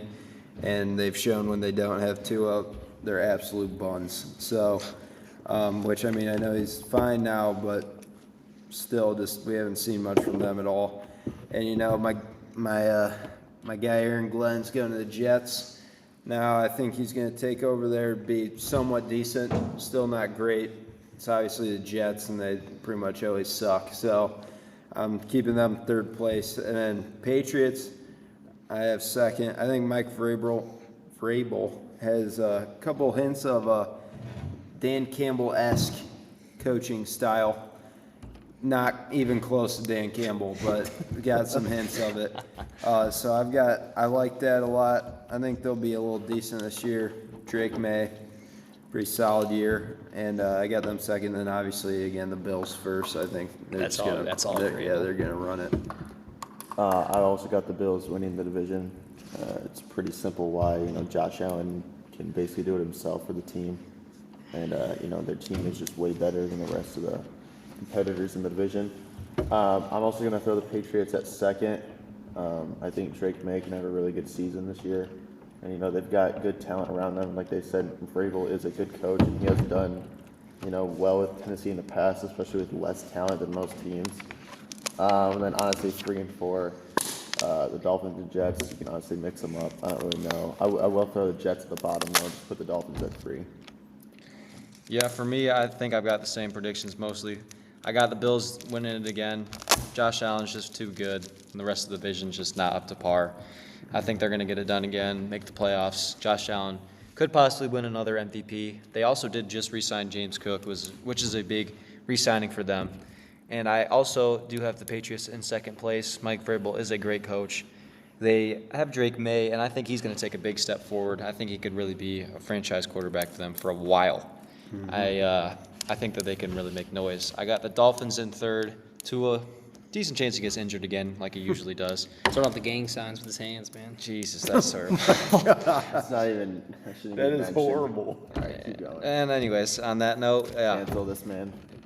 obviously we do not condone hoping for injuries. Obviously, we hope the whole league stays healthy if possible, but you know it's not very realistic. I think the Jets they'll show life at some points, and I think Justin Fields could possibly have some magical moments, but he can't do it all himself. He's going to have to improve that passing game. It'll be cool to see him with Garrett Wilson, though. That's what I got. We'll move on to AFC North, which is a lot of people argue one of the toughest divisions in all the NFL. Some people might argue that, but we'll start from the bottom. 4, I think it's pretty obvious we could agree. It's the Cleveland Browns. What? I don't know about that. I don't trust what's going on in Cleveland right now. I know they just re-signed Myles Garrett for like $40 million a season, which is ridiculous. They don't got any running backs. Their one rookie running back's already in jail, Quinshon Judkins. They got Dylan Sampson as well. I really don't know what they have on offense except for receivers. I mean, do they still have Elijah Moore? Is he gone too? Yeah, they have. Okay. And they got David Njoku, and they got a sleeper tight end, Harold Fan, and I'm telling you, Harold Fan's going to be big for the Browns. That. I don't know what their quarterback situation is. Is Flacco going to start the whole season? Probably not. It'll probably be Shadur time come like week 8 or 9 is my guess. But we'll see what comes out. I think the Browns maximum get 7 wins. I think it's not as bad as they were last year. I think they do get 7 wins, though. Third place, it gets interesting. I got Pittsburgh at third place. I think they'll be a playoff team. I know a lot of people think I'm stupid for this, but They're not making playoffs. I don't trust Aaron Rodgers. I don't. Everyone thought he was going to be so good in New York. He was terrible.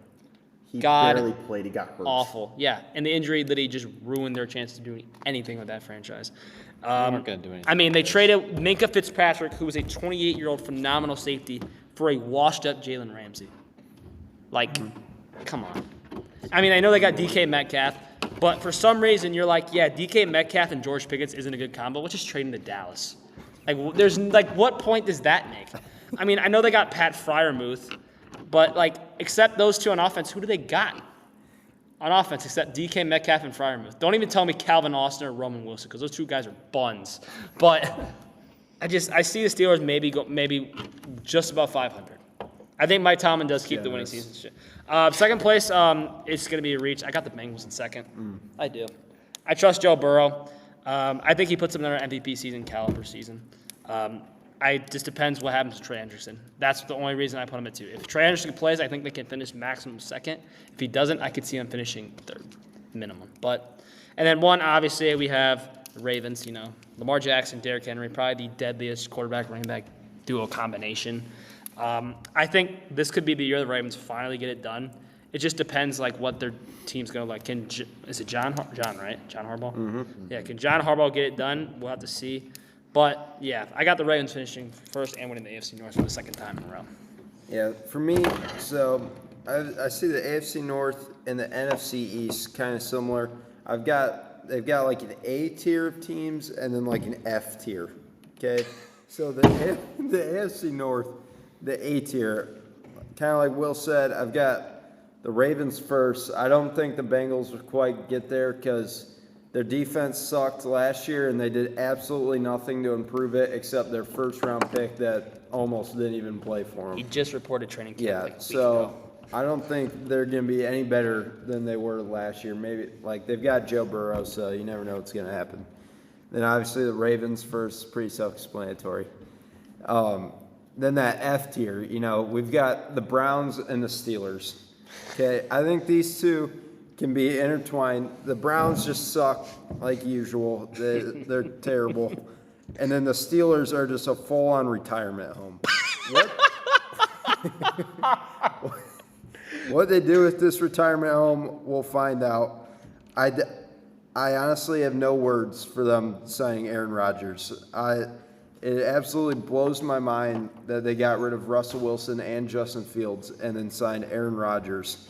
It is pretty similar to the Bears. No one blocks for anybody in the backfield, and instead they go after a new quarterback and one that is less mobile than the ones they already had. I don't see Aaron Rodgers doing anything good this year, and I think he's going to lead Mike Tomlin, which this actually leads into my NFL hot take. Aaron Rodgers is going to lead Mike Tomlin to his first ever losing season with the Steelers and go just below 500. Wow. Probably 8 and 9. All right.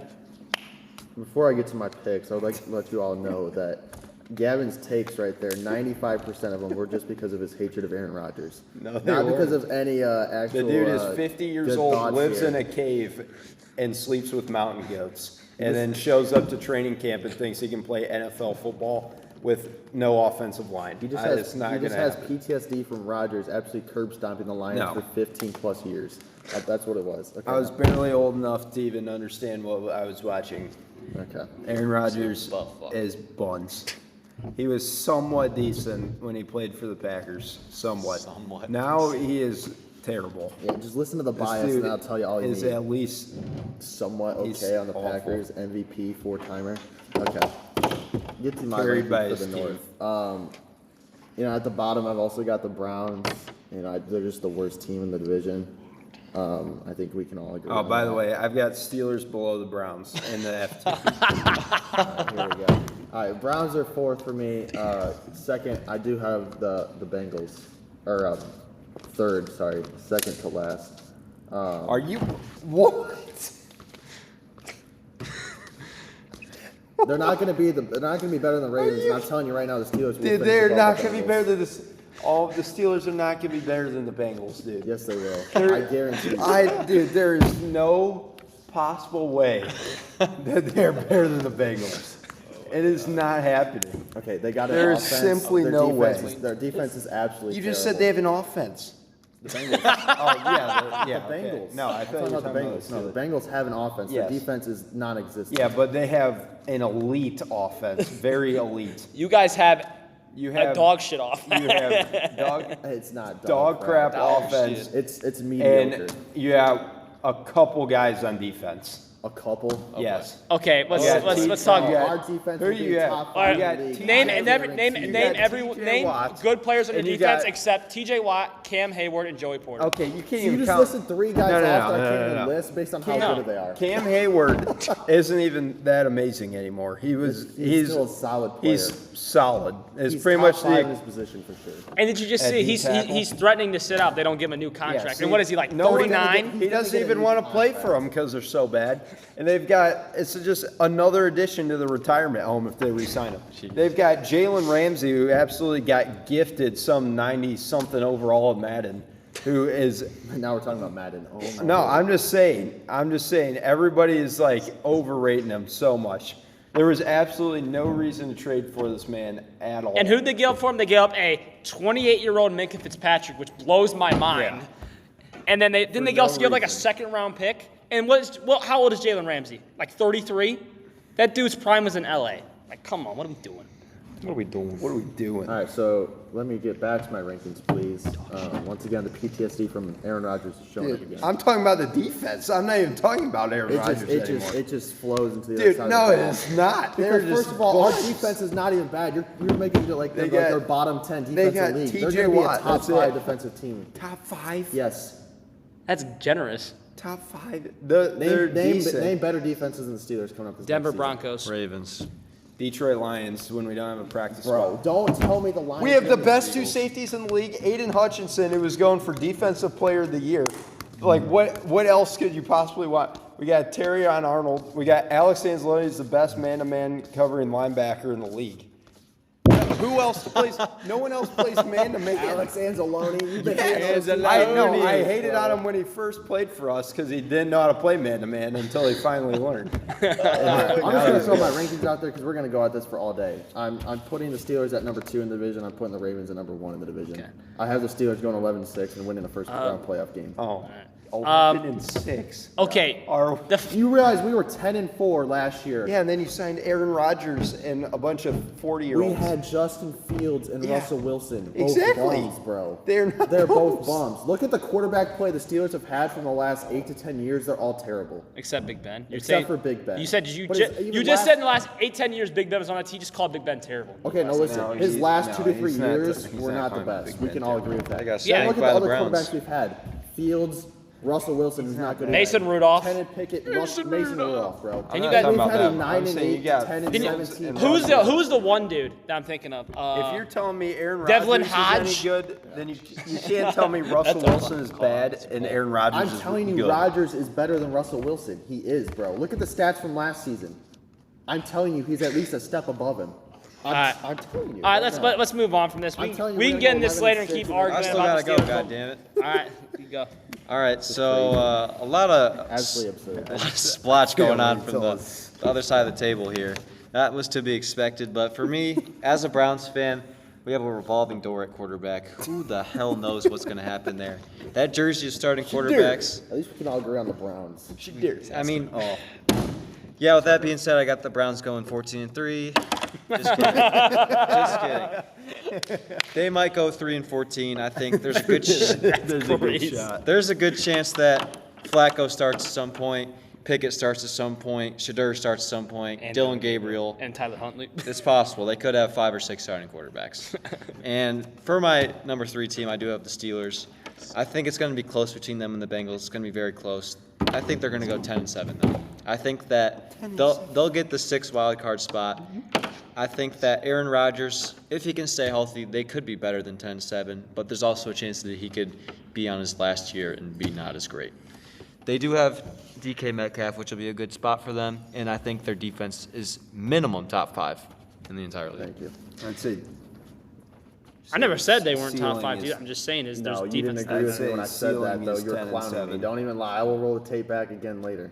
Don't lie. Yeah, no, the Steelers, they could be better than 10-7, but if all goes to shit, it could I'm be saying worse. that's the best they can possibly be is 10-7. Well, we'll see. I And do that's have- if Aaron Rodgers gets hurt and Ohio State's bum quarterback gets in there. All right. They will Man. possibly So get. Here we go Will again. Howard does sub in, he's going to do great on the team. I guarantee Oh you. my! He'll be their It's like franchise saying quarterback Hayden eventually. Hayden Hooker was up for Heisman, so he's gonna be good when Okay, he goes we've to the actually seen game. him play, though. Now he's not good, dude. Okay, we haven't seen Will Howard play at all. You just said he's gonna be great. I do when think he goes will in. be, though. He's in a great situation. Jaden Daniels was a very good player in college. Just because you throw him in the NFL doesn't mean he's going to be good. Then he He proved he turned was out to good. be really good, Yeah. though. We don't know what's going to happen. I think Will Howard will be good. That's a prediction. I wish the There's Browns no I'm just drafted doubt him. about that. part of the Steelers' problem was they had no one to block for their quarterbacks or running back Najee Harris, and they still have not done anything to do that. Instead, they got rid of Najee Harris and got rid of their entire backfield. And got rid of their number 2 receiver, George Pickens, for Yes. absolute garbage. Yeah, but anyways, that didn't make much sense. yeah, rounding it out, I have the Bengals going 11-6. I think Joe Burrow in this offense, it's going to be something special to watch. You know, if they just put a defense together, man, they could seriously just win the whole thing. But I think Joe Burrow could win the MVP. But the reason he won't win the MVP is because of the team in front of him, which is the Baltimore Ravens. I think they could very well be the number 1 seed in the entire AFC. I think Lamar Jackson, once again, will be right up there for MVP. Derrick Henry. They're great offense, and they're even better defense. My goodness. If it wasn't for the Ravens, the Steelers would have the best defense in the division, but the Ravens have the best defense in the entire league. And for that reason, they are easily number 1 in the Okay. division. Let's move on to probably the worst division in all of football, and we can get through this pretty quick. AFC South. This division's pretty bad, I would say. I'm going to start from last because mostly 3 of these teams I'd say are mid at best. The Colts, what the fuck's going on in Indianapolis? Like, you got Anthony Richardson and Daniel Jones. Like, Anthony Richardson just got hurt once again. Even though Daniel Jones didn't look too bad, it is preseason. We got it's preseason. And we've seen what Daniel Jones happens. He has one good year, gets paid a boatload of money by the Giants, and then sucked. So I got the Colts there at 4. I got the Titans at 3. I think Cam Ward's going to have a Rookie of the Year type season. He's not, I don't really know if he's my favorite to win Rookie of the Year, but I think he'll be solid. I think they could go like 7-10, Titans, for 3rd place. I got the Jags at 2nd. I think Travis Hunter is probably my favorite to win the offense to win Rookie of the Year. It depends how much he plays both ways. Is he going to only play one? Is he going to play both? We'll have to see. I think Trevor Lawrence is due for a bounce-back year. If he can't get it done with Travis Hunter and Brian Thomas, then we got some questions in Jacksonville about the quarterback situation. And then number 1, I think it's pretty obvious to say it's the Texans. I know they're not the greatest team, but I mean, I think C.J. Stroud's due for a bounce-back year because he had a sophomore slump. We can all agree on that. Speaking of the guy who took him much agree 3rd with round that. in fantasy as a quarterback, but yeah, they got Nico Collins at receiver. He's probably one of the best receivers in all of the NFL. I think he's pretty good. They also got a good tight end, Dalton Schultz. And they also got Joe Mixon, who's a pretty Yeah, damn they good also running had back. all those guys last year, and Stephon Diggs. Yeah. And So Dell. I see that winning the AFC South. I really don't see them doing much in the playoffs, the Texans. So that's my AFC South. Mine's a little different. Mine kind of has my dark horses mixed in here. I've still got the Colts down at the bottom because they're buns, and we have no idea what's going on over there. I actually, next up, have the Texans coming in 3rd place, which is an extremely hot take. And I just said it's an extremely hot take, and my dark horses are the 2 teams that are in front of them, which I have the Jags and the Titans. I think Cam Ward is about to come in with the Titans and take over. and I think they're actually going to be decent, and they're going to be second place. And I've got the Jags. I've got the Jags winning the division this year because I think they're finally going to be somewhat decent. But those are my dark horses. Could be completely wrong, and the Texans could just easily win the division once again. Yeah, I'm gonna say the Texans win the division pretty easily. I think Jacksonville finishes in second, and then honestly third and fourth is toss up again. We'll just throw the Colts down to the bottom, especially since Anthony Richardson just got hurt again, and he's very injury prone. I do agree that Cam Ward could play good on the Titans, but it's only going to get them third in the division. So. Yeah, for me, I think the Colts aren't going to make that big of a step. I think they're still going to get last. I think the Colts have some good enough pieces to get them third. I think it'll be close for that last place battle, but I think the Colts edge them out there. I do have the Texans winning the division, but I think it's going to be very close with them and the Jaguars. I think Stroud has a bounce-back season, but nothing too crazy. I think it's another kind of a barn burner for that top spot, but it'll still be the last spot in the division winners, the 4 seed. I think that Trevor Lawrence bounces back as well. With him, ATN, Brian Thomas, and Travis Hunter, I think that offense can be pretty good. And watch out. That could be a potential team that could make some noise. Okay, we're going to move to a pretty tough division, I'd say, AFC West. I think we can all agree who's 4 here. That's the Las Vegas Raiders. They got Pete Carroll coming in.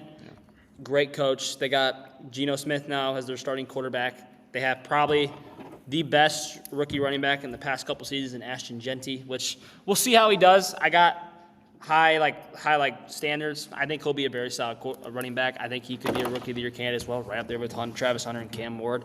It just depends what their offensive game plan is. Like, we know they have Brock Bowers, who's turned himself into probably a top 3 tight end in this league. They got Jacoby Myers, the wide receiver, but honestly, I don't know how much they got except that. We'll see how Geno is. Geno's not the worst quarterback option for them, but he's obviously not the greatest, so I'd say he's okay.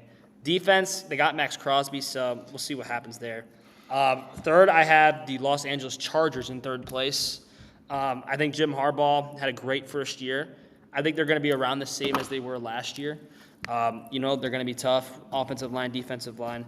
Big loss, though. They just lost Rashawn Slater, their left tackle, all-pro, for the rest of the season. That is a big loss. Him and Joe Alt were probably the deadliest tackle duo in the league. They just lost Slater, which sucks. They just re-signed Keenan Allen a couple days ago, which should be interesting. They got Lai McConkey as well. Second, I have the Denver Broncos. I think this is a team that's destined to make a decent playoff run. They got probably a top 2 defense in the league.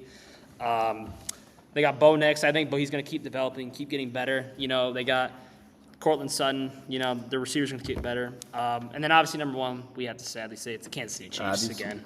Yeah. It's Patrick Mahomes. Right. What else do we have to say?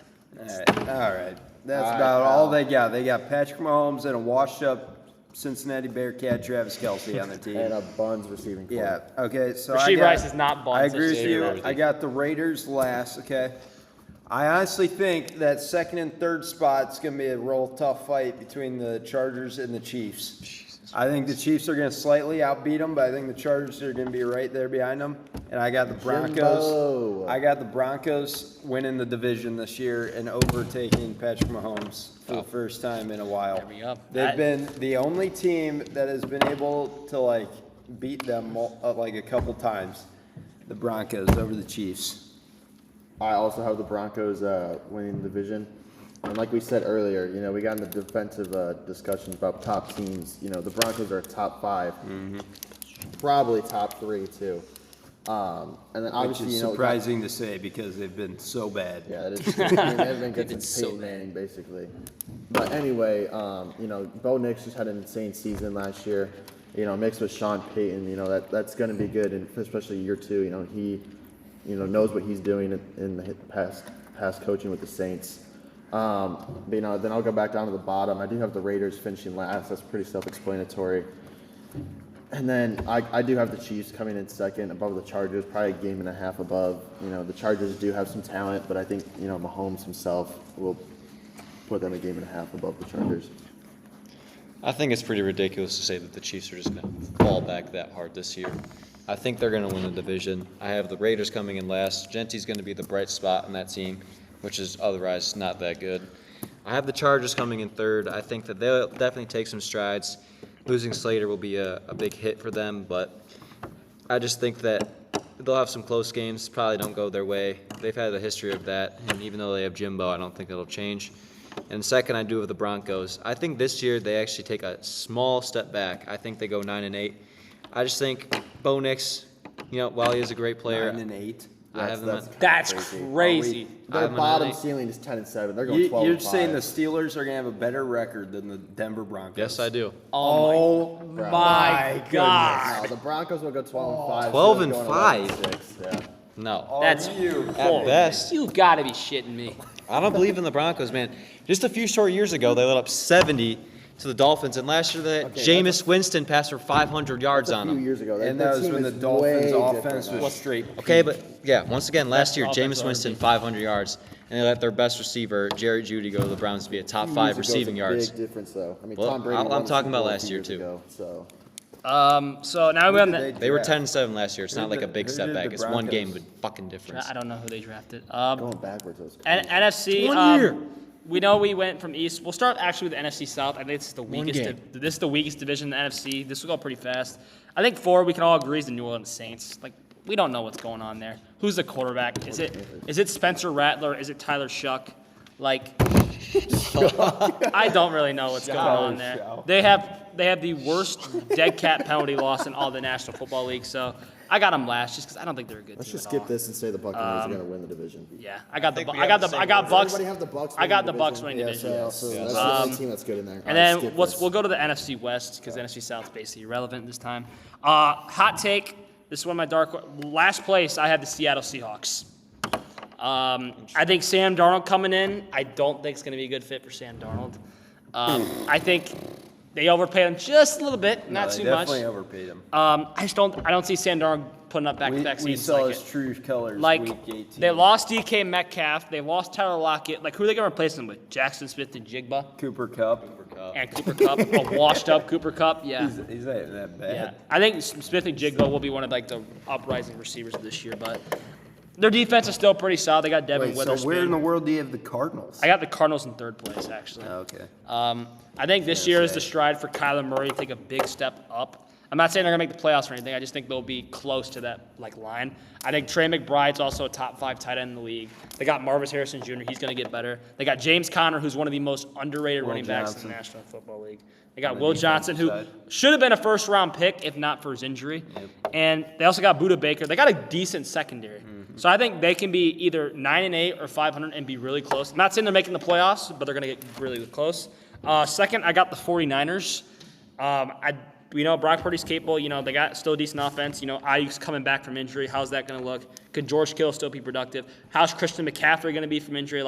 I think we'll see how that goes. That defense is decimated. They lost a lot of good pieces. They still have Nick Bosa. Their secondary is a little questionable. And their offensive line, only having Trent Williams is skeptical of me. So for first, I got the Rams. I think they're the best team. I think this is a Super Bowl contending team. They got Matt Stafford. They got might be the deadliest receiver combo coming out next year in Devontae Adams and Puka Nacua. I think they hit on 2 first-round picks last year in Braden Fisk and Jared Verse on that defensive line. And I think Sean McVay is just a good coach, and he's going to lead the Rams to a good season. Yeah, I had the Cardinals coming in last this year just because they've been terrible, and I don't know how much their new team is going to help them out at all. 49ers actually had in 3rd place just because of all the questions you're talking about. We had no idea what in the world they're going to look like. I feel like the Seahawks will actually be decent. I think it was a pretty solid fit for Sam Darnold. Definitely think he got overpaid. We saw his true colors against the Lions in Week 18. Obviously, he wasn't as good as everybody is hyping him up to be, I don't think. And he's not going to have Justin Jefferson to toss the ball up to every play. And then, obviously, they've got the Rams first because I think they're going to win it by a mile. For me, I got the Cardinals finishing last. They add some new talent and, another year they're just going to be mediocre. I know Will said this would be a breakout year for Kyler Murray. I mean, how many more times are we going to say that? I mean, he's had a few years under his belt now. He's a mid-level quarterback. I don't think he's a top 15 guy. I don't think he's, the bottom 10. I think he's right in that in-between area. I'm saying is he's going to take a step up. I'm not going to say he's going to be I don't insane. agree. I think he'll be same level. So I'll put them last. I have the Seahawks third. I don't think they'll be better than the 49ers this year.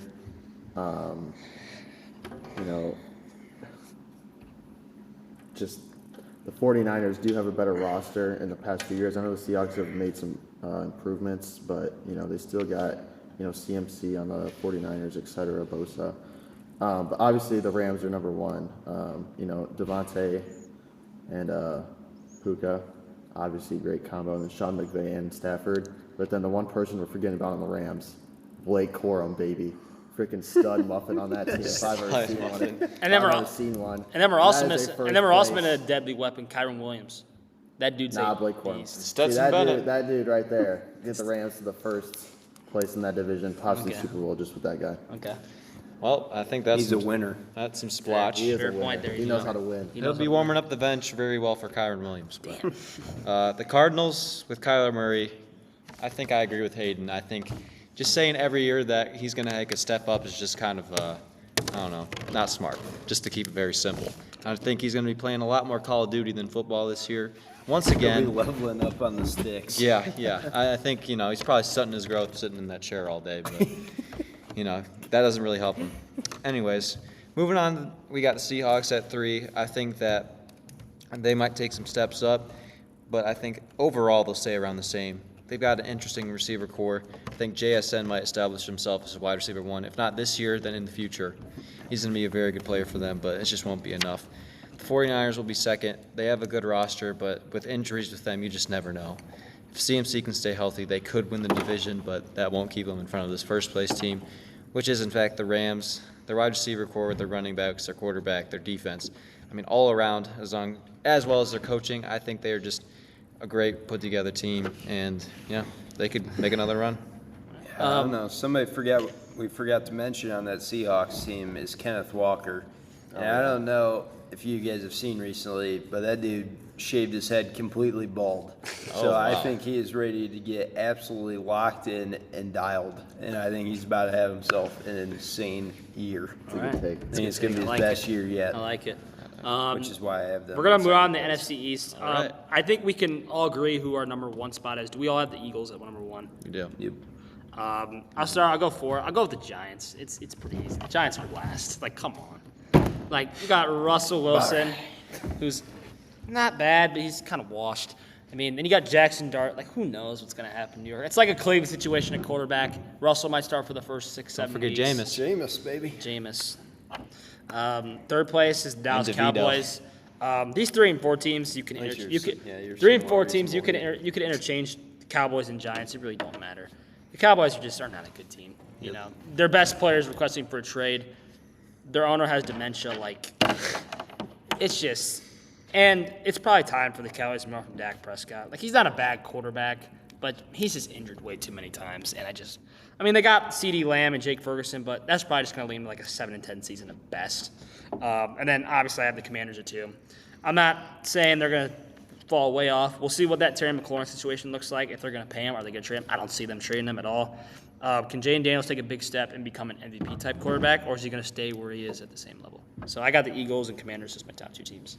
Yeah, honestly, this, like I said, in the AFC North, the NFC East is probably way more of a tier A and tier F situation here. Because I've got the Cowboys in last place. They're in pieces.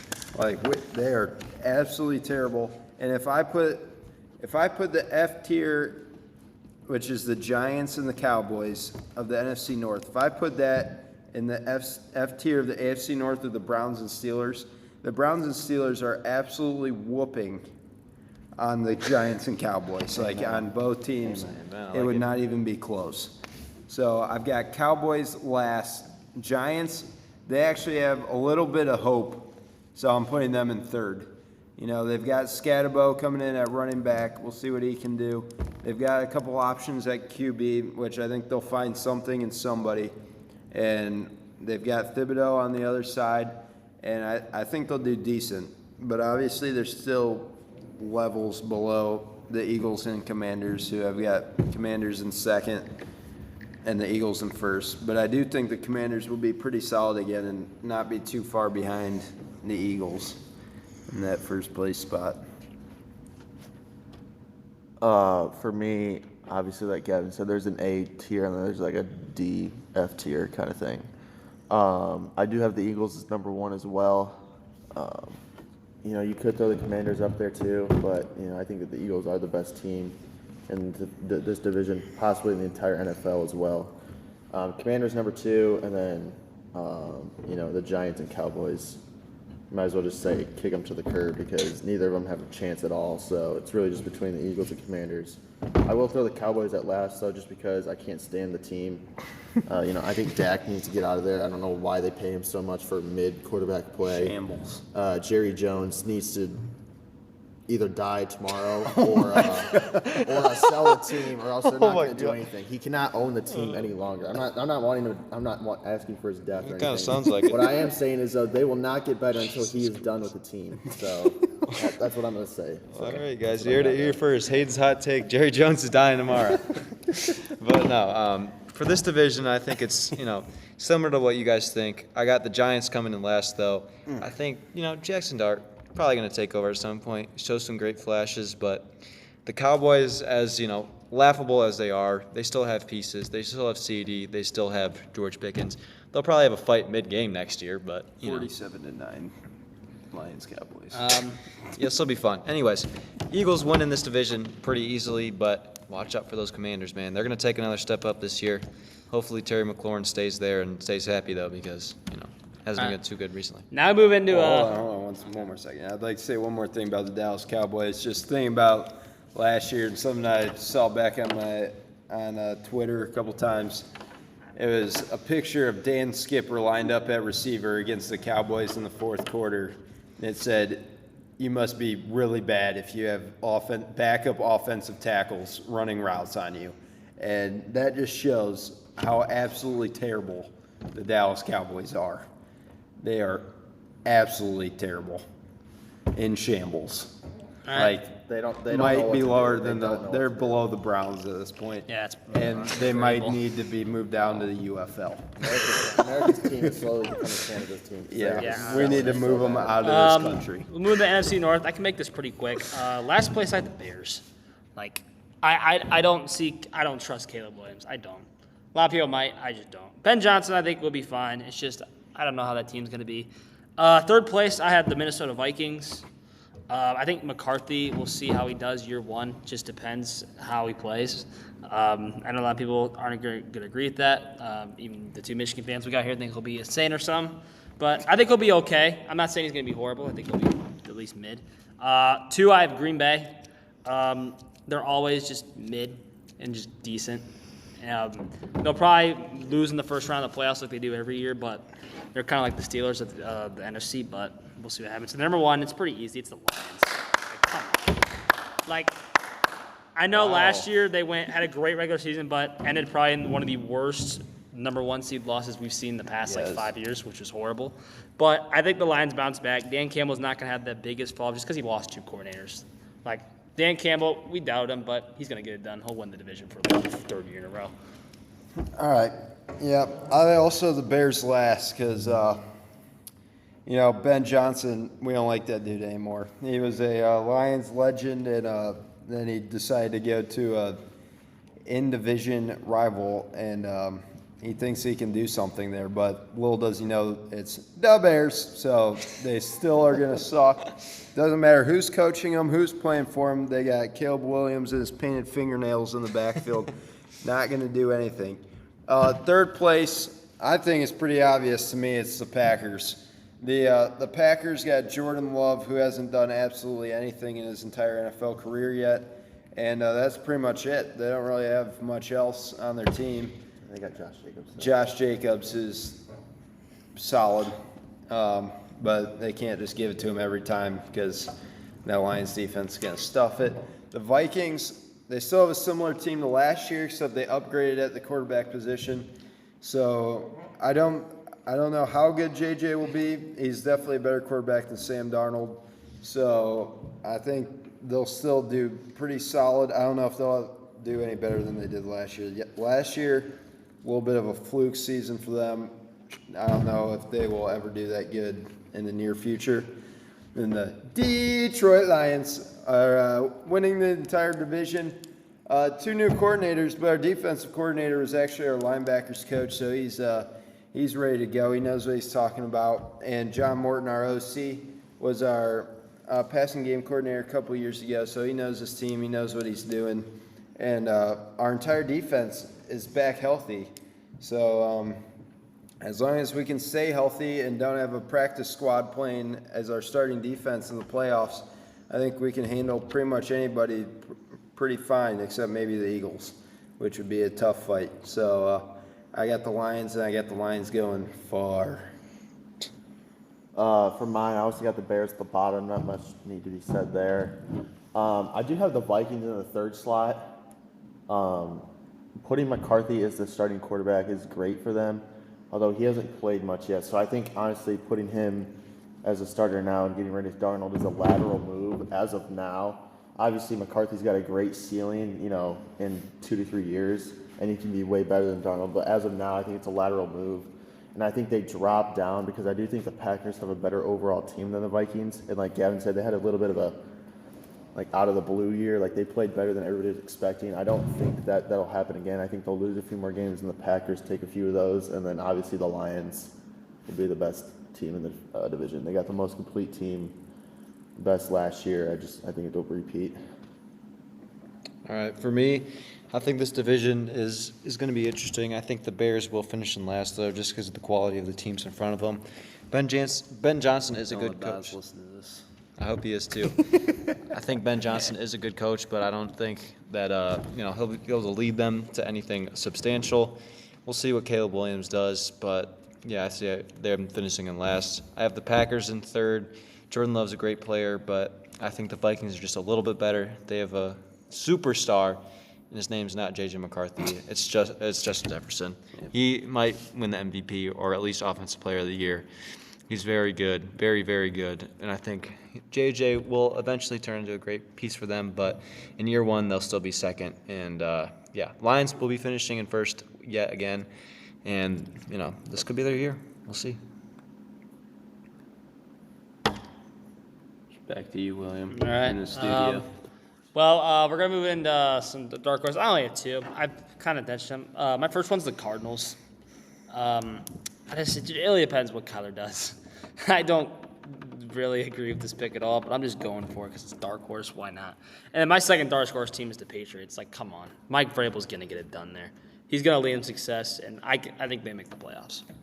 Yeah, I kind of already mentioned mine, too. I got the Chargers have a possibility to get 2nd in their division over the Chiefs. We'll see if they're able to get it done, but maybe not. My other 2 were the Jags and the Titans. I already said I had them 1st and 2nd in their division. So we'll see. That could be completely wrong, and they could both still suck after this year, and the Texans could easily win the division. But I think at least the Jags will have a pretty good year. For my dark horses, I've got 2 in the AFC and 1 in the NFC. First in the AFC is the Patriots, along with Will. Drake May, I really think he'll have a very good season this year, and along with Vrabel and the team, they're pretty solid. Next team, I'm going with the Pittsburgh Steelers. I know I'm going to get hate for it again, but I don't want to hear it because we've got a great defense. Our offense has improved slightly, and with a mediocre offense and a great defensive team, we've got a chance to go far. You know what they say, defense wins championships. NFC side. How did your offense improve? Dude, our quarterback play is better. But moving to the NFC side, listen, I know I picked the Broncos to win the division. I still think they're a dark horse, though, because if you ask most people out there, they're going to say the Chiefs are going to win that division and, probably, possibly make it to the conference championship game again. I don't think that's the case. I do think Denver beats them at least once in the regular season, splits, and then beats them again in the playoffs if they play. Wow. I think that's my dark horse. That was AFC again, agree but with that. honestly, I don't even know about the That's NFC. I think the NFC's just got Pretty normal. two heads of Lions and Eagles, but Yeah. For me, I think the thing here is, apparently this is a hot take, thinking that the Broncos aren't going to be just like insane all of a sudden. I just don't see it happening for me. I think they'll still be good and they have a bright future, but this year, almost like Stroud, Nix has a little bit of a step back. He's still a great player. I don't know. Something in me just makes me feel like they're not going to be that good. But my real two dark horses are both the teams from Florida, that being the Tampa Bay Bucks and Jaguars. I think the Jaguars, while they won't win the division, I think they win a wild card game and keep it close, probably versus the Chiefs in the second round. They probably lose that game, but it'll be close. And for my real dark horse, I think I have the Buccaneers becoming not the last team in the NFC, but the third team to win the division. So I think they're going to go 11-6. I think they have a great wide receiver room, especially bringing in Ibuka. They have a bright future there, and I think Baker, he could be up there in the MVP voting. I really wish the Browns didn't get rid of him. The defense always going to be good, and I think this team's going to the conference championship game. Okay. Actually, we'll get in that later, but we'll go with our awards here, like our MVP, offense, defense player of the year, and the coach of the year. We'll start with coach of the year. I have Dan Campbell as coach of the year. I agree with that. I think back that. he's been robbed of it maybe twice. Yep. I understand. Should have won it last year, but Sam Darnold just gifts you a coach of the year, I guess, but it's okay. Mm-hmm. The only other person I could see maybe getting this is Mike Vrabel. I think those are the two that are in my mind. Defensive player of the year, I have a guy who's returning from injury, and that is Aiden Hutchinson. Yep. I think it's going to be him or Myles Garrett as my top two. I think those two will be. And then offensive player of the year, there are a lot of names I thought about this. This might be a reach. I got Bijan Robinson winning offensive player of the year. He's one of the best running backs in the league for a reason. He's probably top 5, maybe top 4 if you want to argue that. It doesn't matter. And then my MVP is Joe Burrow. I think he's due. If their team is just decent, if they make the playoffs, he's going to win MVP. I really believe so. If he's got 2 of the best receivers in the National Football League. If he just does what he does last year, he'll win MVP if the team's good. I'd also agree with that. Joe Burrow MVP. I think he had an insane year last year and was already in the conversation. So if his team can just help out a little bit, like you said, I think he'll be able to get it. Obviously, there's some other quarterbacks that are also up there that could possibly get it again. And my coach of the year, like I said, I agree with you. Dan Campbell has been robbed of it. Don't know how we whoop the Vikings over and over again, and they somehow get coach of the year. Don't know how that happens. But and he's brought us from 3 and whatever to 14. Yeah, 3 and 14 to now almost making the Super Bowl. So don't know how he hasn't won coach of the year yet. Think it's coming soon. Defensive player of the year, once again, he was on track last year. Aiden Hutchinson, he was on track for it, and then had a terrible leg injury, out for the season. Already been seeing some ridiculous highlights, but of course it's like the only team I'm watching highlights of right now. But I think he will win defensive player of the year. Offensive player of the year, I honestly have no idea. Maybe because I was going to say, originally before I thought of the other two, I was thinking Gibbs. But then I was like, they're not giving 3 Lions things, probably awards. But my first original thought was Gibbs or probably Bijan, whoever is probably the top running back. Or I could see Saquon too. A sleeper for offensive player of the year is Amon-Ra St. Brown. Yeah, I don't know if they'll give it to him. Yeah, but and then another sleeper I could see winning offensive player of the year is Jamar Chase as well. I could see it Saquon offensive player of the year. I don't think Saquon's putting up back-to-back years. I don't see it. For my awards, MVP, Oh my God, it's Aaron Rodgers. I'm gonna say Aaron Rodgers. Oh my God! I'm joking. I'm not that crazy. I think Josh Allen go back to back. Boo! I really do think he is the best quarterback in the league right now. Yeah, Bum who can't beat definitely Mahomes. His team is good, but they're not the same caliber team as some of these other teams, especially on the offensive side. It is him. He is running the offense more than anybody else in the league, in my opinion. And he's also the best quarterback at the position right now. So I'll go Josh Allen. Offensive player of the year, I'm going to go Puka Nacua. I really think, Stafford and him have a good connection, and adding Devontae Adams is just going to put, less guys on Puka. And I really, from his rookie season till now, the jump has just been crazy. And he was already good his rookie season. So I think he's got a little bit of a dark horse for that, but he's obviously a gifted player. Defensive Player of the Year, I'm going T.J. Watt. The name speaks for himself. He is a good player, whether you like him or not. I know he's had some injuries, but he is a top player consistently in and out every season when he's healthy. So I'm going to go him. If I didn't pick him, I'm going to go Aiden Hutchinson as well. Coach of the Year, I'm going Dan Campbell. If I'm not choosing Dan Campbell, I'm going Sean McVay because I really believe the Broncos are going to have a great season and McVay can possibly win a Coach of the Year. Sean Payton. Yes. It's fine. I meant Sean Payton. It's okay. I really think that the Broncos are going to be very, very good, and I think that can just boost him up there. We already know he's a good coach, but he can win it again, especially if they beat the Chiefs twice. I think it's very possible. All right, I see what you're saying. For MVP, I think that this year is Joe Burrow's year. I agree with some of the guys here. I think that he was so close last year, and just because they didn't make the playoffs, he didn't win it. I mean, it was just an insane year he had, and I think it'll be very comparable to that. And I think that, the Bengals are going to have a great year, and he's going to have a great year himself.